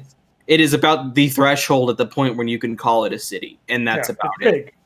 And it is, I think, 93% white. My dad, when he comes here, refers to this as the big city where the black folk live. Yeah. Oh, no. I mean, okay, so sorry, Dad, if you listen to Fortnite podcast. And this is how you have to figure this out, even though I've told you in person many times. You're not good at being not racist. You're pretty bad about being racist. But Madison's 75% white. Yeah, so like 8% Asian. Yeah, Springfield is incredibly white. And like just the fact that my dad, who like lives in a town with, I shit you not, 0 black people in it, and like the closest place of West Plains has like maybe 10, 15 families, if that. Like he has to drive 2 hours to go to a place where black people live.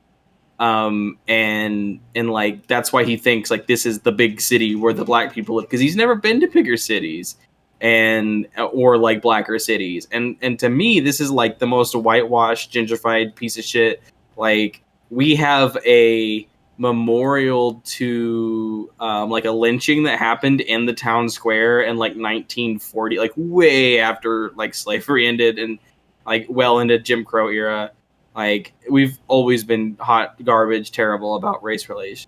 And my dad's like, yep, that's like Harlem up there in Springfield, Missouri. Wow. Cool. That's so you asked earlier that like how could they assemble so fast? How could these protesters assemble so fast? Surely there must be a shadowy organization behind it. And I have an answer for you. It is the Oriented Strand Board Mafia conspiring to make businesses all have to put OSB boards over all of their windows and make a killing. Nice. Oh, another thing about that West Plains 25 people, one of my friends, like super conservative family members, was like, I heard that they had like paid protesters coming here to West Plains to make $25 a day from Kansas City. Kansas City is 4 hours away from West Plains, Missouri. Yeah. It would be a 4-hour drive there, some amount of hours, and then 4 hours back for $25. Yeah. The whole idea of paid protests is just the most insane straw man. Like, I know. I don't get how you can believe that. And believe me, if you could get paid for being a protester, I would be getting paid right now for being a protester. It's almost like everybody now has a lot more time on their hands because their jobs are gone. Yeah, and this is part of the reason I think these BLM protests were a lot bigger. Is because a lot of people are out of work. Yep. Why? Yeah. And I got nothing else to do other than support, the African American or the people of color in my community. Like, why not? These are like, and that's not to be like, oh, they're just out there because they don't have anything better to do. But these are people that like probably would have sympathized and maybe done a Facebook post, but wouldn't have gotten out there. And now they're wound up so tight that they're like actually on the streets. Mm-hmm. Man, the world's fucked up, huh? Yeah. Really, you know what's not fucked up, and something really cool that I had shared with me and I put in the Discord in the lesser games. So have you ever heard of itch.io? Yes. That is where I prefer to purchase video games. Well, guess what? You can purchase a $5 bundle for racial justice and equality from itch.io, and all proceeds from this will go to be donated to the NAACP Legal Defense and Education Fund and the Community Bail Fund, split 50-50. $5 for 564 games. I think that they have added more games to that bundle since you bought it. Yeah, but Holy I haven't bought shit. it yet. But I'm definitely going to buy it because that's a great cause, and it's a great way to try a bunch of games I never would have gotten to try. But some really cool stuff that is pretty popular. Like I think Oxenfree is on there, Night in the Woods. Oh, nice. yeah. Night in the Woods is a very good game. It is very good. I love that game. And Ewan did this exercise, which I think I'm going to do now because he seemed to have a lot of fun with it, which is that just to scroll through every single game in that and look at all of them and don't like skim them, but actually like if you don't know it, look at it and read it, and then see how many out of those you wanted to download immediately. And Ewan downloaded, I think, 19 or 20 of them, which is like when you think about the money that you're giving and then like here's 19 things that I'm already committed to putting on my computer, like that is an insane amount of like you're getting a lot out of this. And yeah, for sure. Like I'm definitely gonna probably it's all going to good causes. I think you can actually donate more too. Yeah, I'm definitely gonna add at least 10 or 15 bucks. They have raised $1.4 million out of their goal of $2 million. Yeah, so 7.5 or 705 700. Oh boy, 742. I wanted to say like 700 and a half, like 750. Well, they just sold another one, so yeah, exactly. I'm definitely gonna buy this because that's a really I bought cool it deal. like I saw Neon Blight and I was like, that looks like something I'd be interested in. And yeah, there's some really cool looking games on here, and itch.io is a really great place to buy games. Is this more like itch.io? Is that more like indie developers? That's like Bandcamp for games. Okay. Yes. So basically, you can put it there if you're a big name. Like they don't have any like you can't have publisher rules or anything like that. Yeah. The rules are that it has to have no DRM. Yeah. To be on it. So like if you buy a game on it, you can give it to someone who can't afford the game and it's fine. Like they don't have to get a pirated version of the game, which is why indies use it because, you know, it's a way to like buy a game and also share it with your friend if, you know, you can convince them to buy an indie game. Much like indie musicians, the idea is not that the danger is getting ripped off, it's the danger is obscurity. So like you need people to know about your thing. Because nobody knows about your thing. Which is weird if you don't have Bandcamp, because I always reference, like, you can find my work at mahagmusicbandcamp.com. Like, you don't have Bandcamp. No. That's like .io of music. Yeah. Have you, it actually has the awesome little thing I've seen videos of Desktop Goose, the app. I just saw that. What is that? I thought it was like a Goose Game clone. But no. So if you watch the trailer, it's just like a desktop overlay thing that it's a goose that runs around on your desktop. And like, you guys remember Bonsai Buddy? Yeah, it is like that. Exactly. Except for that the goose is an asshole and he'll run up and steal your mouse sometimes, or he'll drag on like pop-ups and things. Like, or he'll drag windows around, so it sounds really fun to fuck around with. Super Hexagon's on here, I want it. Yeah, Super Hexagon's on there too. Yeah, so like really good deal. I'm gonna definitely do. I think $10 because they let you put extra money in. Because why not? Yeah. You know, that's a great deal, and I can afford it. So, yeah, really cool. I just wanted to share that. So there's a good thing. Yeah, thank you for posting that. There's bad stuff. But then there's while we're awesome talking about games, gamer people donating $1.5 million fucking dollars, which is awesome. Oh yeah. So really quick, I'll take just a minute of your time. I've got two quick 2-second VR reviews for 2-sentence VR reviews. I gotta get for a two drink. games I played on PlayStation. I finished my Sprite. You keep going. All right, so Groundhog Day, like father, like son. Characters look really blocky. But the game's okay. I'd give that about a 3 out of 5, born on the 80s scale. Audica from Harmonix. They're the people who made Rock Band and Original Guitar Hero. It's Beat Saber, but guns. and I like it better than Beat Saber. Is it like it can't be as much of a workout as Beat Saber though, right? Not as much. Okay. But from my already sore arms, it was still hurting them a bit. Okay. And it's not just because you are pointing and shooting. Yeah. It is, right gun, left gun. But there's also melee attacks. Or okay. balls that come at you. Otherwise, it is just targets to music. I went ahead and bought it with the 2019 season pass for $45. So maybe a bit more than I should have spent, but I think it was worth it for the extra songs. It is available on PC as well. So I know it's because it was PC first. Mm-hmm. So I know there's probably custom tracks and whatnot. I think it's like for free. $23 or something on PC. Now, Beat Saber did add a new free update recently where there are these 90-degree tracks where you got your blocks coming in from different directions instead of just the one track in front of you. Mm. Those are a lot of fun. I recommend you try them. I haven't. So I've been playing some Beat Saber too because I got my Vive hooked up again, and boy, are my arms tired.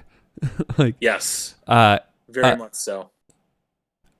The big day where I played a lot was, I think, 2 or 3 days ago, and I'm still sore from it. Yeah, big day. I think I was 5 days ago when I was playing it. I played a bit of the Groundhog Day, like Father, like Son, and then I went into Beat Saber. But it was a day I was just, World was bad, so I was very angry at World. So I was definitely flailing with all my hits. Yeah, and so you're just like, fuck you, I'm going to go into a different world. A virtual world. No, but I haven't seen those 90-degree tracks yet. Ooh. Yep. Some of them are just different. It's a different mode you could do on the existing tracks you have. But because they don't have a beat track for every song, for every difficulty, you may go into like one of your favorite songs that you're good at on normal, and the only difficulty they have on it is Expert Plus. Or you go into a song that you're good at it on hard, and they only have it on easy. Yeah. But yeah, John, so Audica is good. It's Beat Saber with guns. Cool. Highly recommend it. Groundhog Day, like Father, like Son, all the characters are like super caricature blocky. It's okay. I thought I'd like it more. But I still gave it a 3 out of 5. But 4 out of 5 for Audica. I love it. Yeah, that's like definitely on my list. Like, this is a little bit like too much talking about how the sausage is made, but for my channel, I want to do a lot more rhythm game streams to try and get closer to like what the title of the actual channel is. So yeah. Well, you're kind of coming from a person who loves rhythm games, so you know. Yeah. The problem is I feel like I have to get good at them before I stream them. Like, I feel like I can't. I don't know. I sometimes like watch people that suck, or I like watching speedruns of stuff, which with rhythm games is weird. Mm-hmm. Yeah. Rhythm game speedrun. That being said, remind me to talk to you later about Rhythm Heaven Fever, because things and stuff. I know you don't have a Wii, but I can talk about things. Okay. All right. What else we got going on, guys? We got to watch some Avatar. Yeah, I think this is time. Time for the tar. Finally enough time, John, between our first thing and our second thing, we can talk about this? Because I know that Avatar is going to be a big chunk of it, I am just going to mention I have started watching 2 other series. I started watching Castlevania. Ooh, yeah. Oh, it's good. So fucking violent. Like, yes, it is. Just the gore in that is fucking crazy to watch. And then, I thought there was something else on Netflix that I started watching. But regardless, I'm leeching off of someone's Disney Plus right now. So I'm starting to watch the Marvel movies in not release chronological order, but in the universe actual chronological order. So I just So watched Captain America, Super Soldier, or the First Avenger, or whatever it is. Mm-hmm. So you're gonna do First Avenger and then Captain Marvel? Yes. Okay. I haven't seen Captain Marvel yet, so Captain Marvel is pretty good. You can kind of tell with that movie that like they couldn't write a lot of her character because they had already filmed and completed Endgame, which was her second movie appearance, but her first like filmed appearance. And in Endgame, they didn't write much for her at all because they didn't know what the movie was going to do. So because those two movies kind of released a month apart and filmed in a weird order, neither of them really have a lot to like. I don't know. I think Captain Marvel is good, but I think that the next Captain Marvel movie will be the good Captain Marvel movie, in my opinion. Yeah. I think that movie I think I may have already reviewed it on this, but I think that's a 3 out of 5 for me. you have, yeah. It's all right. I mean, it's just fun to see a superhero movie that's also a 90s period piece. That's true. I did enjoy that. And I know it's not Marvel, but the problem is the main character is Mary Sue. You know, it's just I calm keep down, hearing right? that Wonder Woman 84 is supposed to be halfway decent. Did Which that one, come sorry? out yet, or was I that don't delayed? know. What Wonder show Woman are you 84? talking about? Wonder Woman 1984, the Wonder Woman I'm like, it may not be sequel. Marvel, but I think Wonder Woman 84 is supposed to be coming out soon if it hasn't already. I think that might have been caught in like the COVID It's the delays. sequel to the Wonder Woman DC movie that takes place in 84. Mm. It is an 80s period piece movie. Kind of like that X-Men movie that was fucking terrible. August 14th. Okay, that's when it's coming out. Yeah, X-Men Apocalypse, man. I liked the character designs in that a lot. Like, you get like Flock of Seagulls Nightcrawler, but man, the movie was kind of trash. So, I don't know. I could go on a little bit about I've had the exact same conversation with you and a lot, but basically everyone remembers that X-Men is kind of a long-running and a series with a lot of shitty movies in it. And when you look at it, it's actually got about 3 really, really shitty movies. Now there are 4 because Dark Phoenix was one of them. So the scales have been tipped a little bit more. But it used to be X-Men Wolverine Origins. So Origins Wolverine, X3, and Apocalypse. Oh, those were terrible. Absolute garbage. The rest of them were either like, whatever, or actually really good movies. Like X1 was alright, and then X2 was really good, and X3 was terrible. Origins Wolverine was god awful. The Wolverine was amazing. Logan's amazing. Logan was is amazing. Wolverine the one where he went to Japan? Yes. Okay. Yeah. Yeah. I remember like some of the visuals in that were kind of not great, like some of the CGI, but like the story in general I enjoyed a lot. The director's cut is also pretty good because it is both better CGI and they include shit that I didn't ever see before. So I randomly popped in the director's cut and like didn't know it. And like there's a scene where they like shove a guy through a snow like a snow shredder, snow blower thing, and blow chunks of human in the back. And yeah, the CGI is not great, but I had seen the movie before, did not expect that to happen.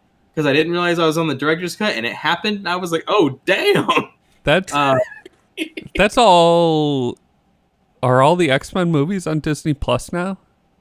They might be. I don't know. Because they bought the Fox Film stuff, right? Yes, 20th Century is owned by Disney now. So X-Men First Class was pretty good. I would say it was even great, but the stuff that came I think that's my favorite. My favorite is Days of Future Past because it was the one when they were like, we're going to stop doing the weird 2 timeline shit that makes everyone confused and just like establish what we're going to do going forward. And then right after that, they made Apocalypse, which was fucking terrible. And then they made Logan, which was good. And then they made Dark Phoenix, which was just a fucking nightmare.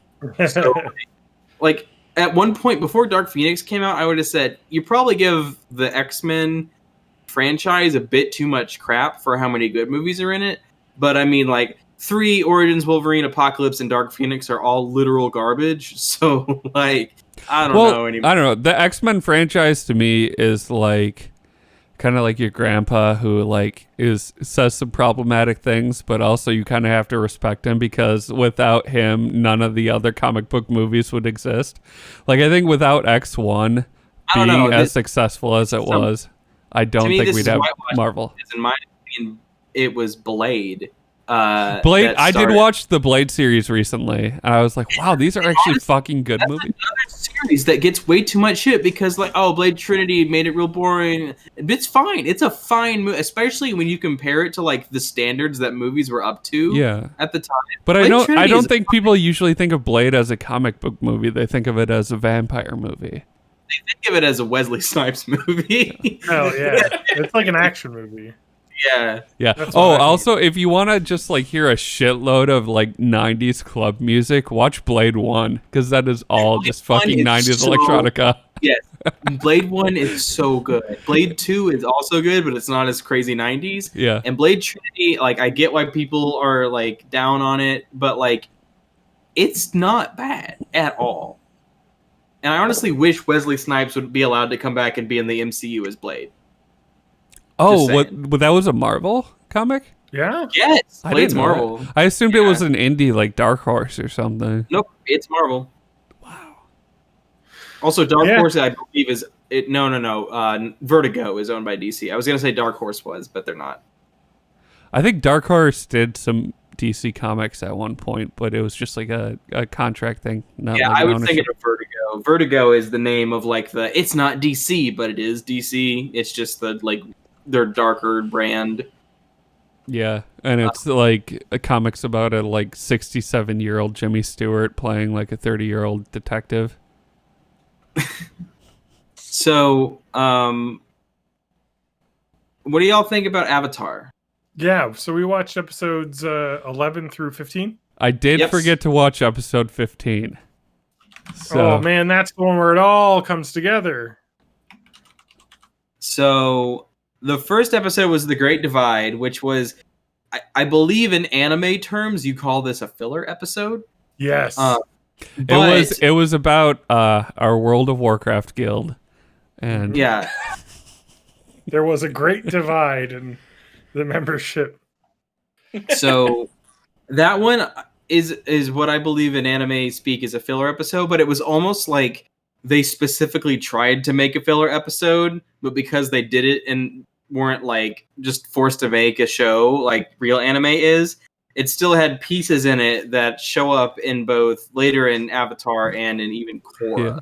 So it also has like the whole like lesson of that episode is something that is gonna inform the Avatar becoming the Avatar. Yeah, it's basically you kind of told the Avatar as someone who brings people together, and then you have these. He's a uniter, not a divider. Yeah, all lives matter. Oh no. Anyway, so this John, episode. Stop trying to get us canceled. Yeah, please. But yeah, that's a filler episode. We can go past that one. That's a quick get past it because there's some less. I do like how it ends though. Yeah, I do need to mention the end where he's just like lies to them to make them get over their differences. Yeah, that was really good. Was just like, oh, we what was the name, like Redemption or something like that? Yeah, was the name of the sport? Yeah, like they just played the sport. It was, and I was around 100 years ago, so like I was there. It was a big misunderstanding. And everyone's like, "Oh, cool, we're friends now." And like, how is that crazy that you knew those people 100 years ago? And he's like, I fucking made that up." Like that is the most like badass move Aang makes the entire show. Well, because whatever dumbass argument that they had is completely pointless at this point. Yeah, they're ruining their lives over something that happened so long ago that nobody even remembers, or nobody remembers enough that a child saying some really obviously sounding made up shit is believable enough for them. Like, yeah, I guess it is that. Why did we hate each other? I mean, he did mention that the two people, I forget what their names were, but they were twins, and really they just had names that were backwards of each other. Yeah, really, honestly, like, I mean, it's not Wu Li and Wee Lu, but it was something like that. Yeah. It's Weeaboo. Yes, so, I am a Weeaboo. So, Matt, what did you think of the episode? Matt just got up. That's great. Thanks, Matt. Oh, really? Oh, wow. Oh, I'm gonna have to bleep that out, Matt. Yeah. Oh, Matt, come on! You can't use those words. You can't use the hard R in that word. Oh my God! You can't hear it because on the video he's writing on a whiteboard a bunch of racial stereotypes and words. You can say Wata tribe, but you cannot use the hard R. You can't use the hard R. Yeah, Wata Benda. Oh, the telltale toilet lid. Matt had to pee. Yep. That's okay. This reminded me that I got to remember that I got to bleep out some stuff in the previous episode. So that's good. I forgot what happened. Don't worry it's about it. It's something John said, and like he's like, that's my privilege is that I edit the podcast, so I can bleep it out. Right. I can bleep it out. Okay, that's right. No, it is extremely borderline mild racial joke that was in jest, and I said just so because I know I could bleep it out, and it will sound funnier. Isn't that right, Matt? Wouldn't you agree? Yeah. Right, Matt? You agree? Mm-hmm. Yeah. Oh my God, he did say all that stuff. I can't believe it. All right. Yeah, we can't bleep that out now. All right. So we're going to go on to the next episode because that episode is a filler. This episode now, in the grand tradition of anime, is known as a backstory episode. Yes, where you learn everyone's backstories. It is pretty much the first episode that makes Zuko a character that you can even bother giving a shit about. Yes. Because I didn't realize Mark Hamill was Fire Lord Ozai. Yeah. Zuko is, up until this point, that character that stares angrily at the camera that doesn't exist and says like 3 or 4 words at a time. I'll get the Avatar. Yes, exactly. I need to reclaim my honor. Yeah. And this he just seems like a 2-dimensional kind of villain guy. Mm-hmm. Yeah, this and the next episode are kind of where things turn a little bit with him. Yep. And it's kind of the story of Prince Zuko is probably one of the better parts of the entire series. I would say that like the way they handled this villain, some of the villains in the show are like not super greatly handled. I would say, but they're more the minor ones. Yeah. But Zuko has got a very good like villain story too. And again, it goes with the entirety of what the show is about, and that is that there is no black and white. It's all gray areas. Yeah. Like, there's no such thing as all firebenders are evil. It's that most of them... Well, when we get to season 3, I will talk about the bad guy I think was done not great. And yeah. We'll get to it. But that's much in the future. They needed a bad guy. I know. There's got to be an evil guy at some point. But it's like season 3 basically is like there is a bad guy and he is really bad, and the whole gray area stuff is like for every character except for the one bad guy that we're going to allow us to end the show on. Yeah, so that's when they bring in Hitler, actual Hitler. Yeah, Super Hitler, the Bender. He's the don't make a Bender joke about he's anything bad. He's a paint bender. And he's very bad at it. That's true. He likes to paint shitty pictures of German shepherds. So this episode is important because the Avatar fandom wiki page is extremely long. It tells you a lot of this backstory of what happened with Aang. Did we mention that this is like his uncle just being like, hey, kind of like, my nephew's a dick, but like this is why he's the way he is. Yeah, you do realize that he spoke out in a war meeting about how recruits shouldn't be used as cannon fodder, and because he did that, his dad permanently scarred his face and forced him to be banished. One particular thing about the scene, and it's not listed here because I'm looking at the regular wiki article on it. Is in the Agni Kai, the firebenders. Yes, so just to explain it, Zuko is like, I want to be in the war meeting. I'm going to be prince, so I need to be part of the like generals meeting. He's like, so I just can't wait to be king. Yeah, and he sits in, and one of the generals gives us, let's use the. It reminds me of the South Park movie. Oh yeah, Operation Human Shield. Operation Black Shield or whatever. They sent all the African American soldiers in first. And it's like, this is a bad plan. But he's like, no, we can't use these new recruits as cannon fodder. That's bad. These and of course it's a huge dishonor to be this fucking, how old is he, 16? So this is years ago. He was like a 14-year-old kid is just like yelling at this general about how he should do stuff. And so then he's like, okay, well, it had to be resolved via an Agni Kai, which is a one-on-one battle, not to the death. I think it's until one person gives up, I guess. I think so, yeah. Honor, something like that. It could end in death if you don't surrender, but or really cool scars, or really badass scar. Yeah. And so because he had talked out against that general in the royal war room, it actually was dishonoring the warlord, which is the king, his father. And so he ends up facing his father. And actually his father scars him not because of he spoke out, but because he surrendered immediately in the combat. Because he won't fight, yeah. Because he didn't want to fight. And so that made him a coward, and he deserved to be. In that scene, yeah, when Firelord Ozai is about to just demolish this guy that's cowering on the ground, begging for mercy, they showed the stands. Yeah, and they show a close up of his uncle Iroh turning his head and looking away. Yeah. But he wasn't Admiral. He was Commander Zhao and his sister Azula. Well, we don't know who that is yet. Spoiler. Yep. It's fine. There is a lady in the stands who looks about his age who's very happily watching this. Yes, very like eyes open and smiling at what's happening here. Yeah. Kind of establishing that rivalry, at least right now, with Commander Zhao. Which soon we'll find out he's no longer a commander, but we'll get there in an episode.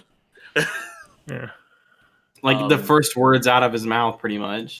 Yeah, if I remember correctly. So that's that. Yeah, that's his backstory, and then you learn the backstory of Aang,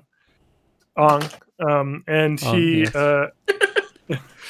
But yeah, like Spanky had mentioned this previously, but he was kind of picked to be Avatar via like a Dalai Lama. You pick these toys because you had a connection to them in past lives.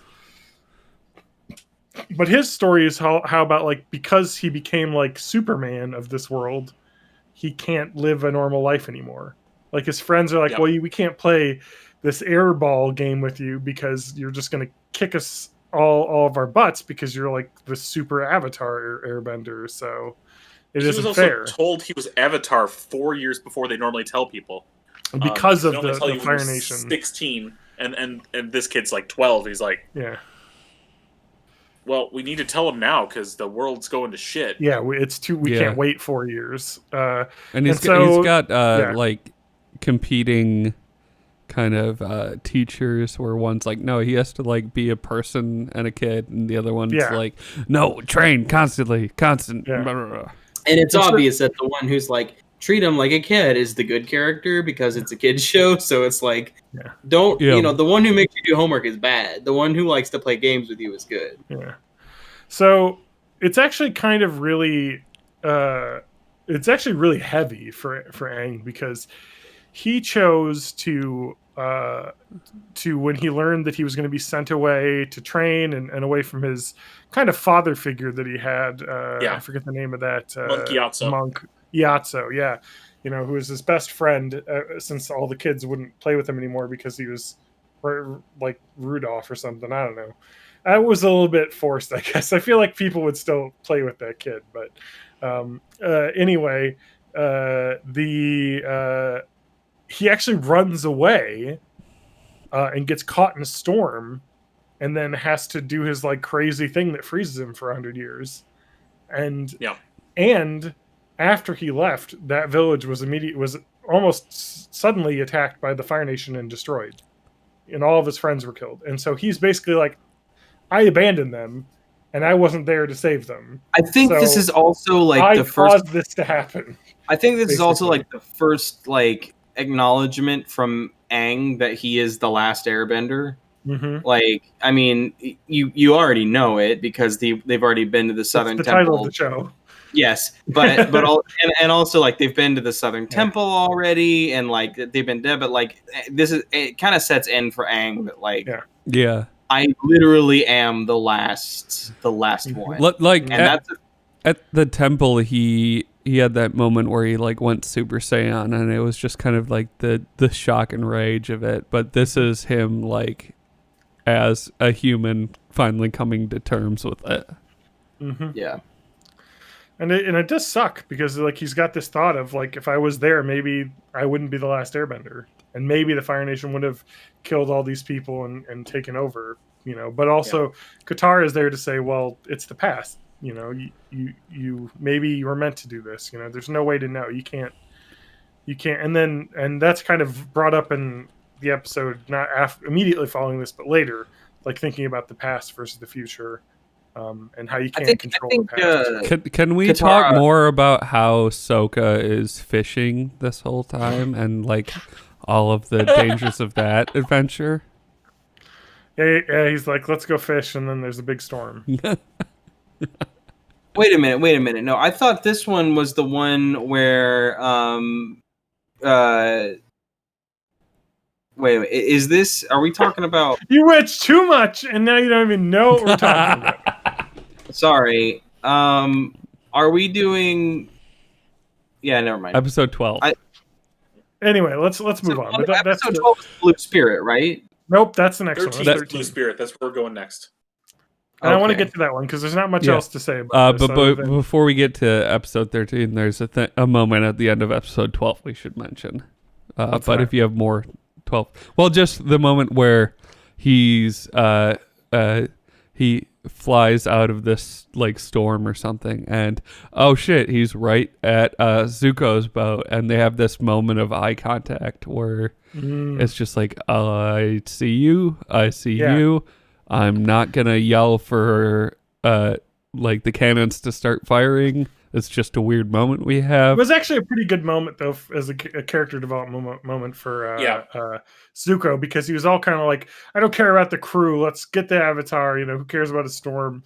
And then at the end of it, he's kind of like, you know what? Maybe let's like protect the crew, and we can catch the Avatar in a different day. Like, there's no reason to. And it's kind of, and they kind of they share that look with each other where they're just both kind of like, I know you're following each other with their eyes, I believe is what it's called. Yeah, exactly. Yeah, but I think you can learn more about that in my fan fiction. Yeah, it's also like, hey, we could do this right now, but neither of us are in a great place. Yeah, so like, yeah, it's more like we both had the shit kicked out of each other, and I don't really feel like having our showdown right now. So, I mean, a minute before that though is when Zuko's uncle Iroh takes a lightning bolt, grabs it into his arm, and then redirects it out into the ocean, which was cool as fuck. That's the very first moment in which you can see firebenders using a more advanced type of bending. Which we we'll haven't heard about later. or know about until later. Yeah. Yes. But it's a kind of, you see it a little bit with some of the other stuff too, where I think we've seen the earthbenders or waterbenders bend mud at some point too. There's some mixing of the elements that happens where you can do that. But there's some pretty cool shit. But we got to get to 13 because 13 is an awesome episode. Yes, it is. 13 I literally posted to our Discord. Episode 13, what the fuck? So it starts off with these fucking awesome like archer guys that fucking kick ass. And the they're archers. Like these guys in suit that are part of like a government agency, and they drink a shitload. Talking about Archer, the cartoon. It's a joke. What's that? I don't get that. I've never seen that. You mean Bob's Burgers? Isn't that ISIS? Isn't that what they called their agency? Yes, it is. Did they ever change that? Did they ever bring that up in the show? They did. I've never seen the show, but first episode. The first episode after a new season, they like just had people moving the sign out in the background. Yeah, I watched every season of Archer for, I don't think I've seen the last 2 seasons, but basically before ISIS was called ISIS, there was Archer, because I think it started in 2009. Yeah. Which, and like, even whenever ISIS did become a thing, like the Obama administration for many years would only call it like ISIL because they were in Iraq and Libya, not in Syria yet. at the time, which was a thing that later, like, Republicans got super pissed off about because, like, you gotta call them ISIS, not ISIL. And it's like, well, they just made the policy to call them ISIL because they were in Libya, and like they just didn't update it because they wanted their documents to match. But anyway, that's completely different. Basically, they at one episode they're like, well, ISIS is now a terrorist organization. Let's just show them rolling out the old logo into like the fucking storage space, man. And that's all they ever said to address it. And now there's people at coffee shops everywhere that are named after the Egyptian goddess. And wow, that's awkward. Yeah, that sucks. That's fine. Let's talk about the Avatar episode because this is a long one and we got 3 episodes to go. Yes. My favorite character this episode is the crazy medicine bitch. The crazy cat lady? Yes. So the Katara and Sokka are both like sick with COVID, as I said when we were watching it. They're both like sick and starting to get weak and whatnot, and so he's got to find. Hallucinating. It's the best. Yeah, it's true. And Aang's like, I got to get him some ginger root or some things, and he couldn't find anything, but he knew there was an herbalist institute on top of this mountain, so he's like, all right, I'm gonna go find him. Meanwhile, Prince Zuko is looking to search, and the first scene, of course, is when you find out that Commander Zhao becomes Admiral Zhao, and is like, hey, guess what? I'm Admiral now, so your archers are my archers, and I'm going to go use them to catch the Avatar.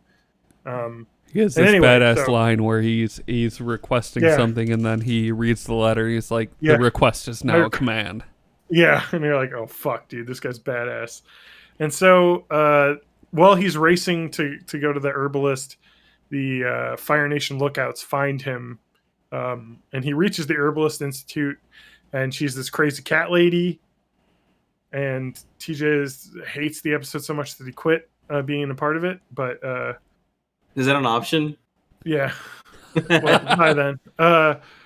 No, so... he finds this lady who's like telling him what to do, and he listens to her for a while, and she's like, "Oh, I'm just making cat food," and he's like, "What the fuck, man?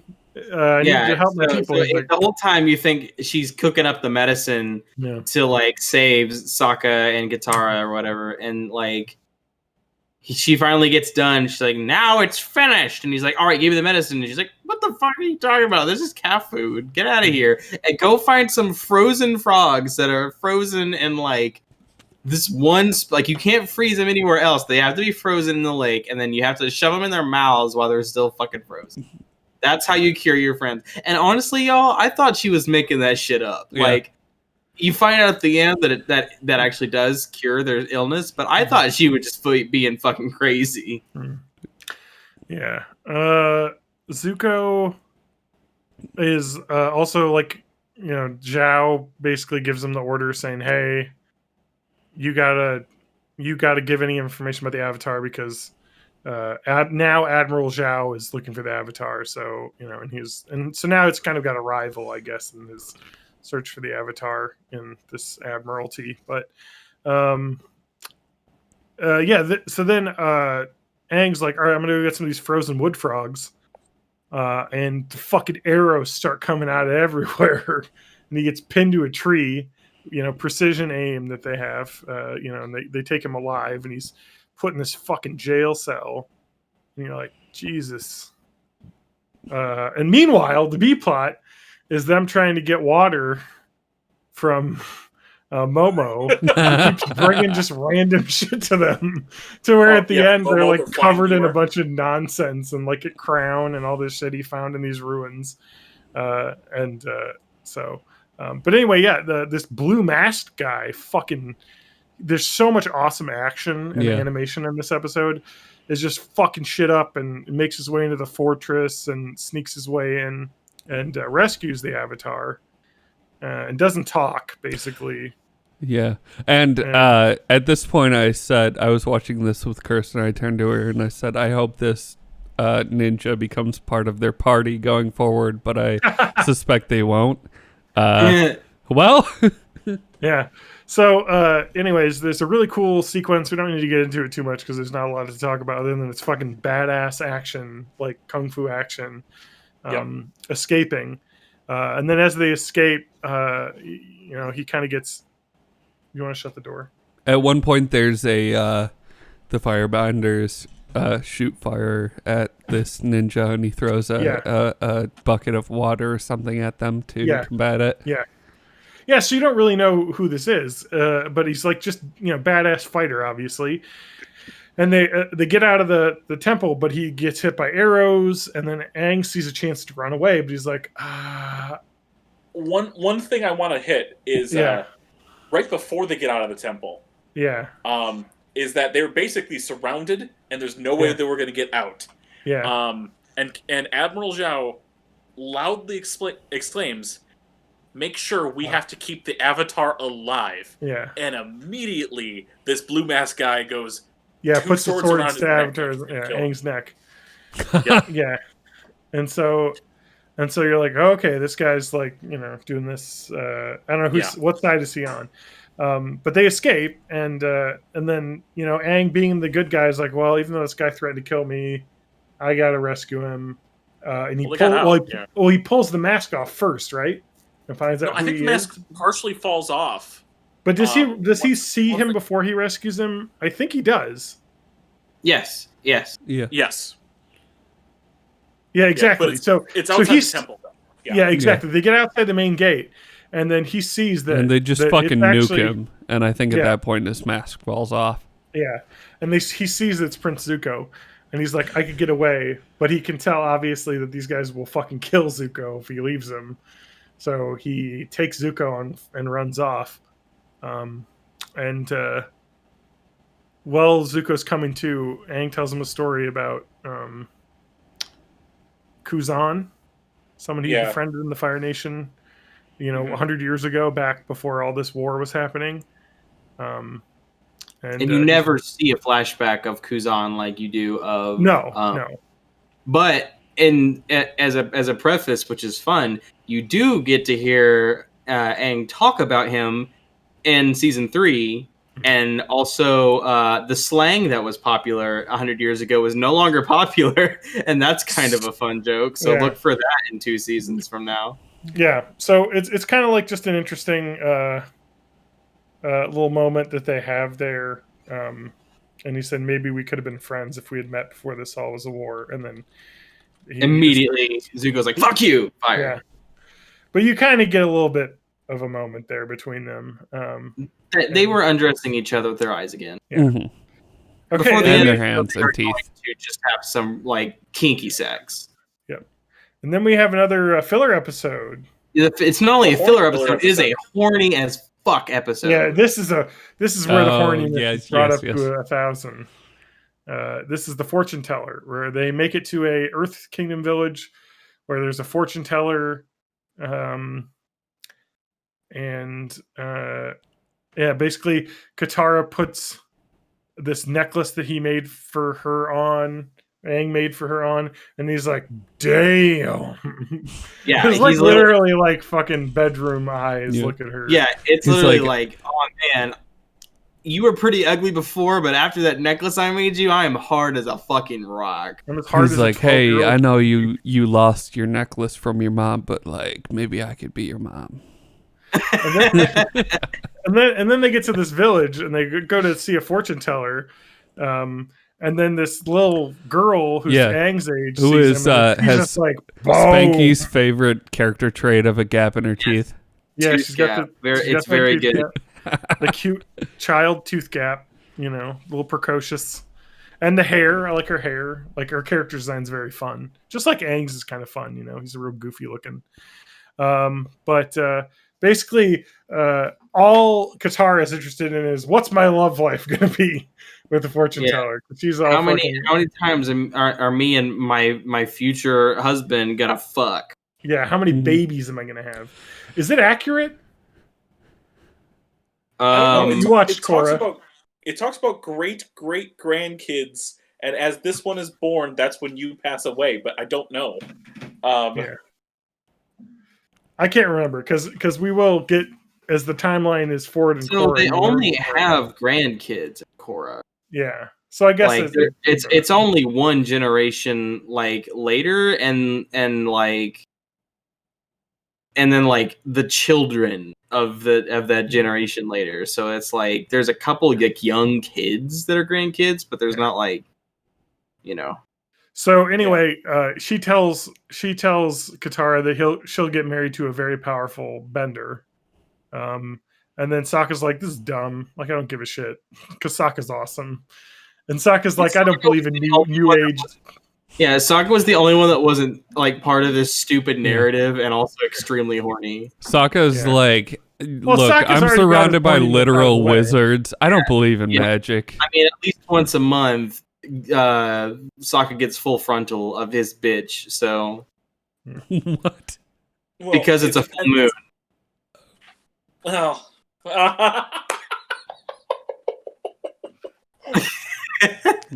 Thank you, TJ. I went over my head too, so. But he hasn't met her yet, though. Not at this point. Yeah, I thought maybe Spanky was doing some time traveling. Because Sokka got I was saying he had the hots for the warrior girl that he met earlier. Well, when he got beat up by that definitely some lady. chemistry there, but Death by Snoo Snoo. I can't remember what happens later. But we'll find out. So anyway, the mind is willing, but the body is weak and spongy. But we gotta wrap this up at some point. Yes. We've gotten a lot of ways, but the rest of this episode is kind of a filler episode. The people are like, we believe our predictions that the fucking mountain is going to be safe this year, and then Aang's like, oh, I could get a panda lily to give to this girl because that's romantic, and he goes up to the top of the mountain, and sure enough, the volcano's fitting to explode, and he's like, well, the prediction was wrong. And then he does actually a pretty smart thing, which is like, well, they try and like warn the villagers. They're like, Aunt Wu said it's fine. That the fortune teller said it's going to be fine, so we don't believe you. And he actually tells them, there's actually some really good like anti-fortune telling stuff in there too, where like Sokka's like, oh, why are you wearing those red shoes? And it's like, well, Aunt Wu said I'll meet my true love wearing these shoes. And he's like, well, so you wear them every day? And he's like, yeah. And he's like, well, then of course you're going to meet her when you do that. I'm pretty sure I've seen some pretty good like coronavirus memes of that guy and Sokka arguing, and it's like he's like it's Sokka saying something like, we got to stay home so we don't catch the coronavirus. He's like, but no one's getting the coronavirus right now. He's like, that's because we're staying home. This is why I like Sokka so much, because Sokka's just such a pragmatist. Yeah, he's just like such a. I love him a lot as a character. He's also like, tell me why it rains. Yes, it can.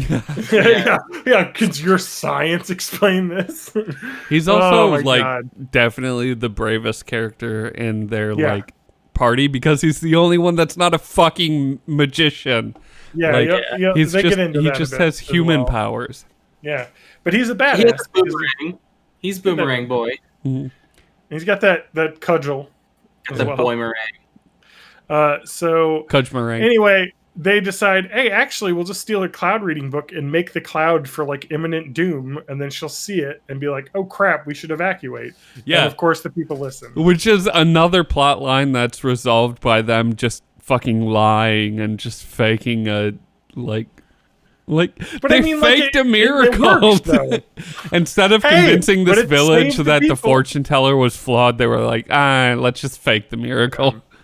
And so then they use the time to try and dig a trench for the lava, but there's too much lava. And so then Aang starts trying to airbend and stop it. And then Aang just kind of goes fucking crazy and does some sick-ass airbending moves. And I forget who's... Or no, it's Sokka's like, he's such a powerful bender. And Katara's like, he is a powerful bender. And you're like, and then she starts getting fucking damp for Aang. She does some real water bending, if you know what I'm saying. All right. Pretty sure I made a water bending wet pussy joke. I will say the forbidden word that just makes people uncomfortable. She was moist. Moist. A lot of people hate the word moist. Yeah, there's a lot of thirsty ass Katara episodes, and this was a very thirsty moment. I don't remember, but I just want to let everyone know that Katara got like super moist for Aang at the end of that. Just Katara is 14 years old. That's fine. Are you telling me that you didn't get moist at 14 years old? Because I'm pretty sure that's a thing you can do. I think Spanky's I'm not immune. going to talk about it. Anyway, we got to talk about the 15th episode, Bato of the Water Tribe, that Matt totally watched. Yeah. The water. I totally watched it too. Okay, do we have to if Matt didn't watch it? Because here's the thing. I have seen every episode, and so have both of you, except for Matt. And like next week, we're going to see the end. Like next week is up until the end of the season. So we can just say... Yeah, we can just say 15 to the end of the season. Yeah, next week we'll talk about that one next week. But it did involve a character who I said is a dick bender. The very sexy bounty hunter lady. I can see that. I would smash. She's my type. Scary villainess. I look forward to that. Yeah, you'll agree, Matt. Trust me. See, I can smash, but I can't marry, and you'll find out when you watch the episode because it would be very awkward. Yeah. Why can't you marry? Because it'd be a fucking weird name. Oh, I have to look up what her name was. Yeah. But you also have to know what my last name is too. Oh yeah, it'd be a good name. But anyway, it's wouldn't. The character is voiced by Jennifer Hale, who's one of my favorite voice actresses, who also does female shepherd in I like Jen Hale. Fem Shep. Such an awesome fucking voice actress. She's in so many fucking video games. Yeah. One thing I hate about like also all gamers, but the fans of BioShock is that Mark Spark. No, what's his name? No. It's the guy who voices the male Commander Shepard. Wait, BioShock? No. BioWare's Mass Effect, yeah. Got it. I don't even remember who voices Mark Shepard. Mark Zuckerberg. Mark and the Funky Bunch.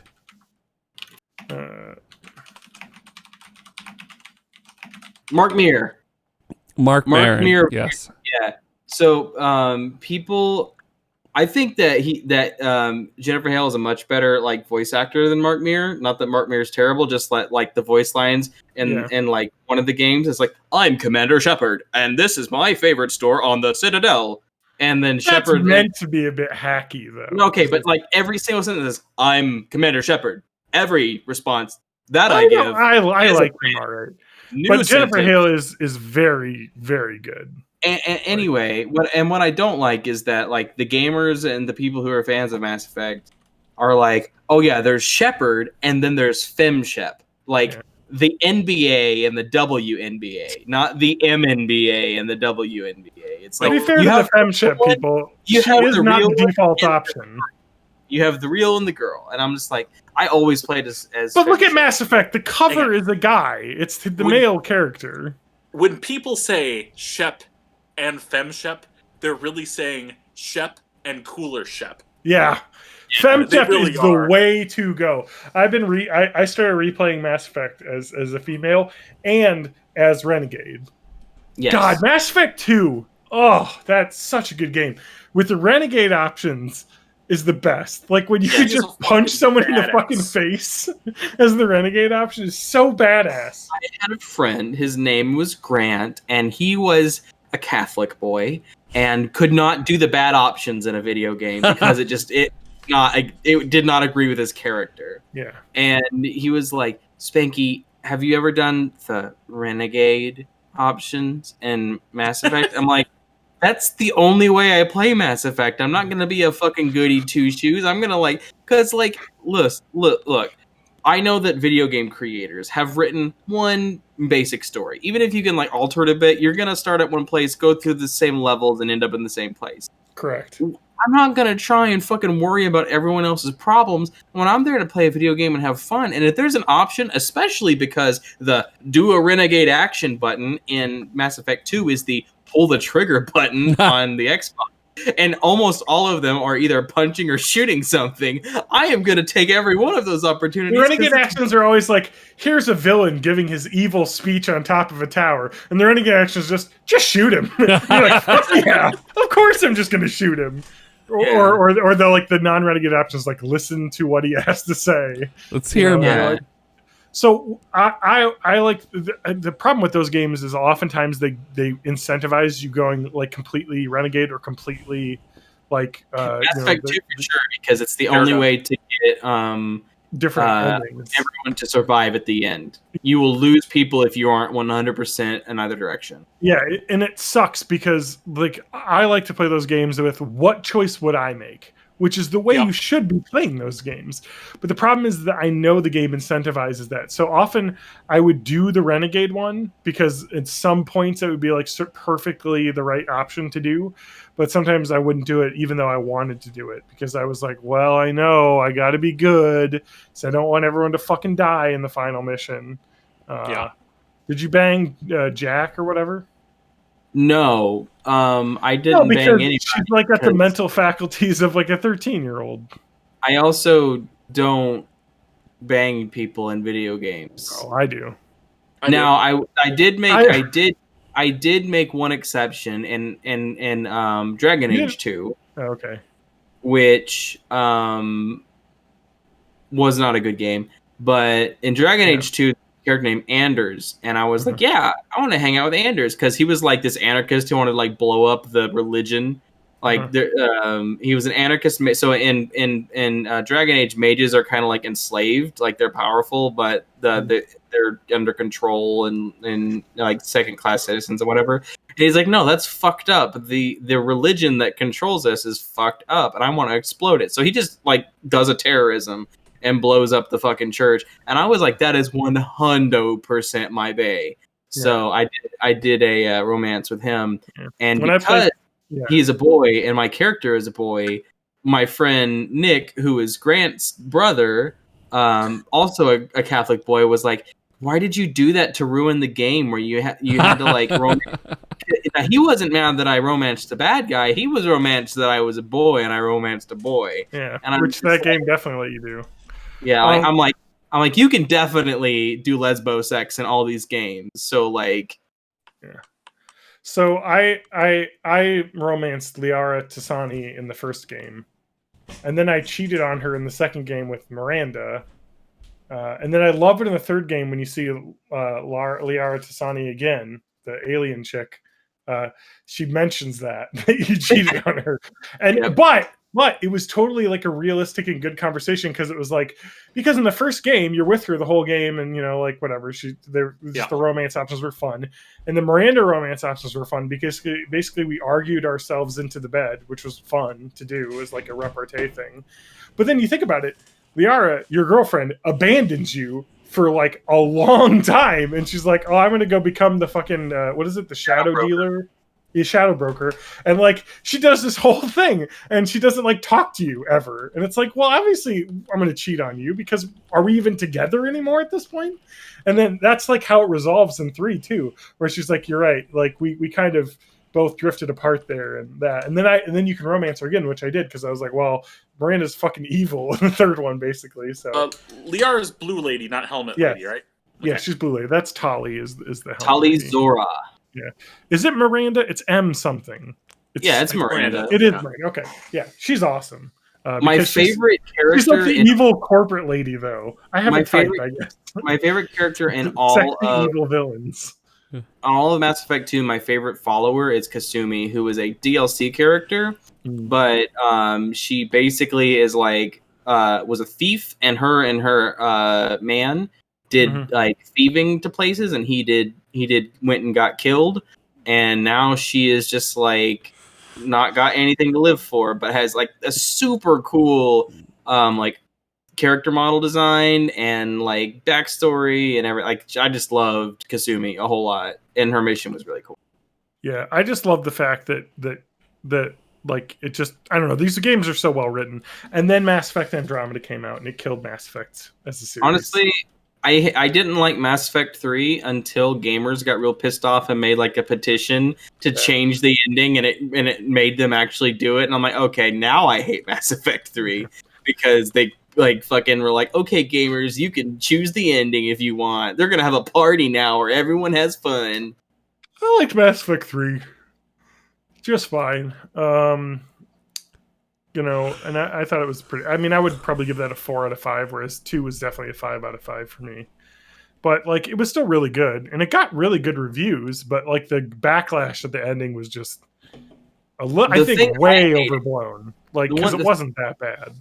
The thing I hated was the first one. You get to like choose your armor, and you get to like power ups. It was very much an old school RPG. And like the second one. Much more of a console game. Yep. Yeah, well, it dumbed it down, but it didn't completely like get rid of everything. There were different guns you could choose between. You still had like you're a biotic or you're an engineer. Yeah, different play styles based on your class. And if you're like this class, you can like use a pistol without having any like blowback. They still have stuff. And in Mass Effect 3, it's like you are playing shooter mech protagonist guy can use all weapons. There are only 2 of each type of weapon, and that's fine. If you had biotics, you still have them, and if you didn't, you don't. But that's pretty much the only thing we've kept about your character traits from the RPG you just. I played them both as like just a straight full soldier, and the first one was awesome because if you did the full soldier tree, you could totally cheese the game. Because if you had full in 2 of the stats, you basically had an infinite shield and recharging health. So you basically could not be killed by the end of the game.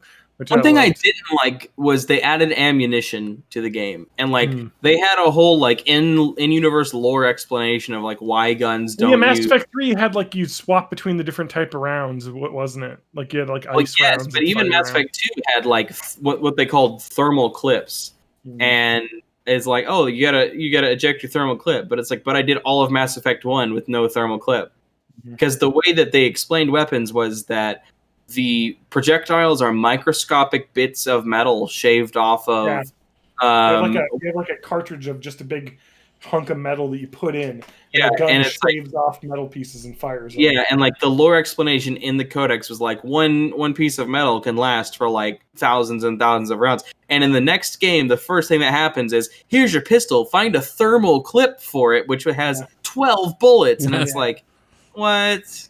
Yeah. I don't know. I liked him fine, but yeah, I get that. And then Andromeda I wanted to like, but it was just so fucking broken. I didn't even bother buying it because I really liked the videos from that game. They were hilarious. I bought Andromeda because it was $12 on sale. I didn't buy it because I did not like if you didn't like the way that Mass Effect 3 dumbed down the combat, you'd love Andromeda because they made it way more complicated. Well, no, way more interesting. BioWare has basically lost my. I have no faith in BioWare because I loved Dragon Age Origins to death. I loved Mass Effect 1 to death, and I loved Mass Effect 2 to death. And then Mass Effect 3, I really didn't like because it was dumbed down, and I just didn't appreciate a lot of what was going on with that. And Dragon Age 2 was bad.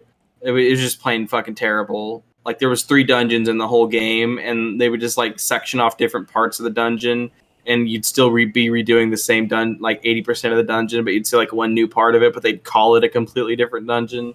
Yeah. And, like, it was just fucking terrible. And Dragon Age Inquisition was like, hey, we're going to try and make a video game that's like Skyrim, but, like, with none of the appeal. I liked it. I like Dragon Age Inquisition a lot. I did, too, but it was, like, it's open world. You can go to all these different places. And, like, there's 2 entire zones I didn't even go to because I was just like, I am so fucking ready for this game to be over. I was about to say, you don't need to. Yeah. You can burn through that. But, like, the story in that, I loved the characters in that game. Like, yeah, so, like, they got a little bit of redemption out of Inquisition from me, but, like, at this point, I don't associate play Anthem? BioWare. Remember Anthem? I don't play shooters, so no. That came out. All I know is that my coworker bought it, who like loves to play shooters. Like, bought Destiny, wasn't pissed off at Destiny. Bought Destiny 2, wasn't pissed off at Destiny 2, and like was like, "Oh yeah, getting Anthem for sure," and like fucking can't stand Anthem. And I don't know why. I never asked, but I don't play shooters anyway, so I never really bothered to look into it. Except for It's kind of like a Fallout 76 thing, where it's like, this looks like they're not going to be able to manage making this game the way that it needs to be, and I'm not gonna play it because it's a shooter. John Anyway. really doesn't know about Anthem because this came out around the same time. We need to end the that's episode. We're deep in it. All right, Yep. you can find my stuff on hemsworthfeet.world. Hemsworthfeet.bandcamp.world. I'm a John_Danger on Twitter, the hell website. Just find me at matthagmusic.com, MATTHAAG music.com. I'm actually going to plug my Twitch YOLO420.com. Yeah, you started streaming again. Yeah, You streamed so you twitch.tv making /mayofme. taco. Yeah, I streamed food, so maybe I should stream a game again. Mukbang. Yeah. Mukbang. I'll eat on stream. I don't care. Yeah. I'm fucking a disgusting mess when I eat, so might as well show people that. Exactly. YOLO420.com/born in the 80s. It's the numbers. Join our 420. Discord. We've had a bunch of fans join. It's great. Yeah, see Yeah, all we'll of our sweet magic rice picks. Oh yeah. Behind the scenes. Worth it alone. Food sin. Yeah. Food We sometimes sins, play we games should on there, call it. so. Alright. Anyway, I texted my wife My wife! Bye. a picture of my taco rice, and she said, "What have you done?" So, Alright, goodbye everyone. yeah. Bye, everybody.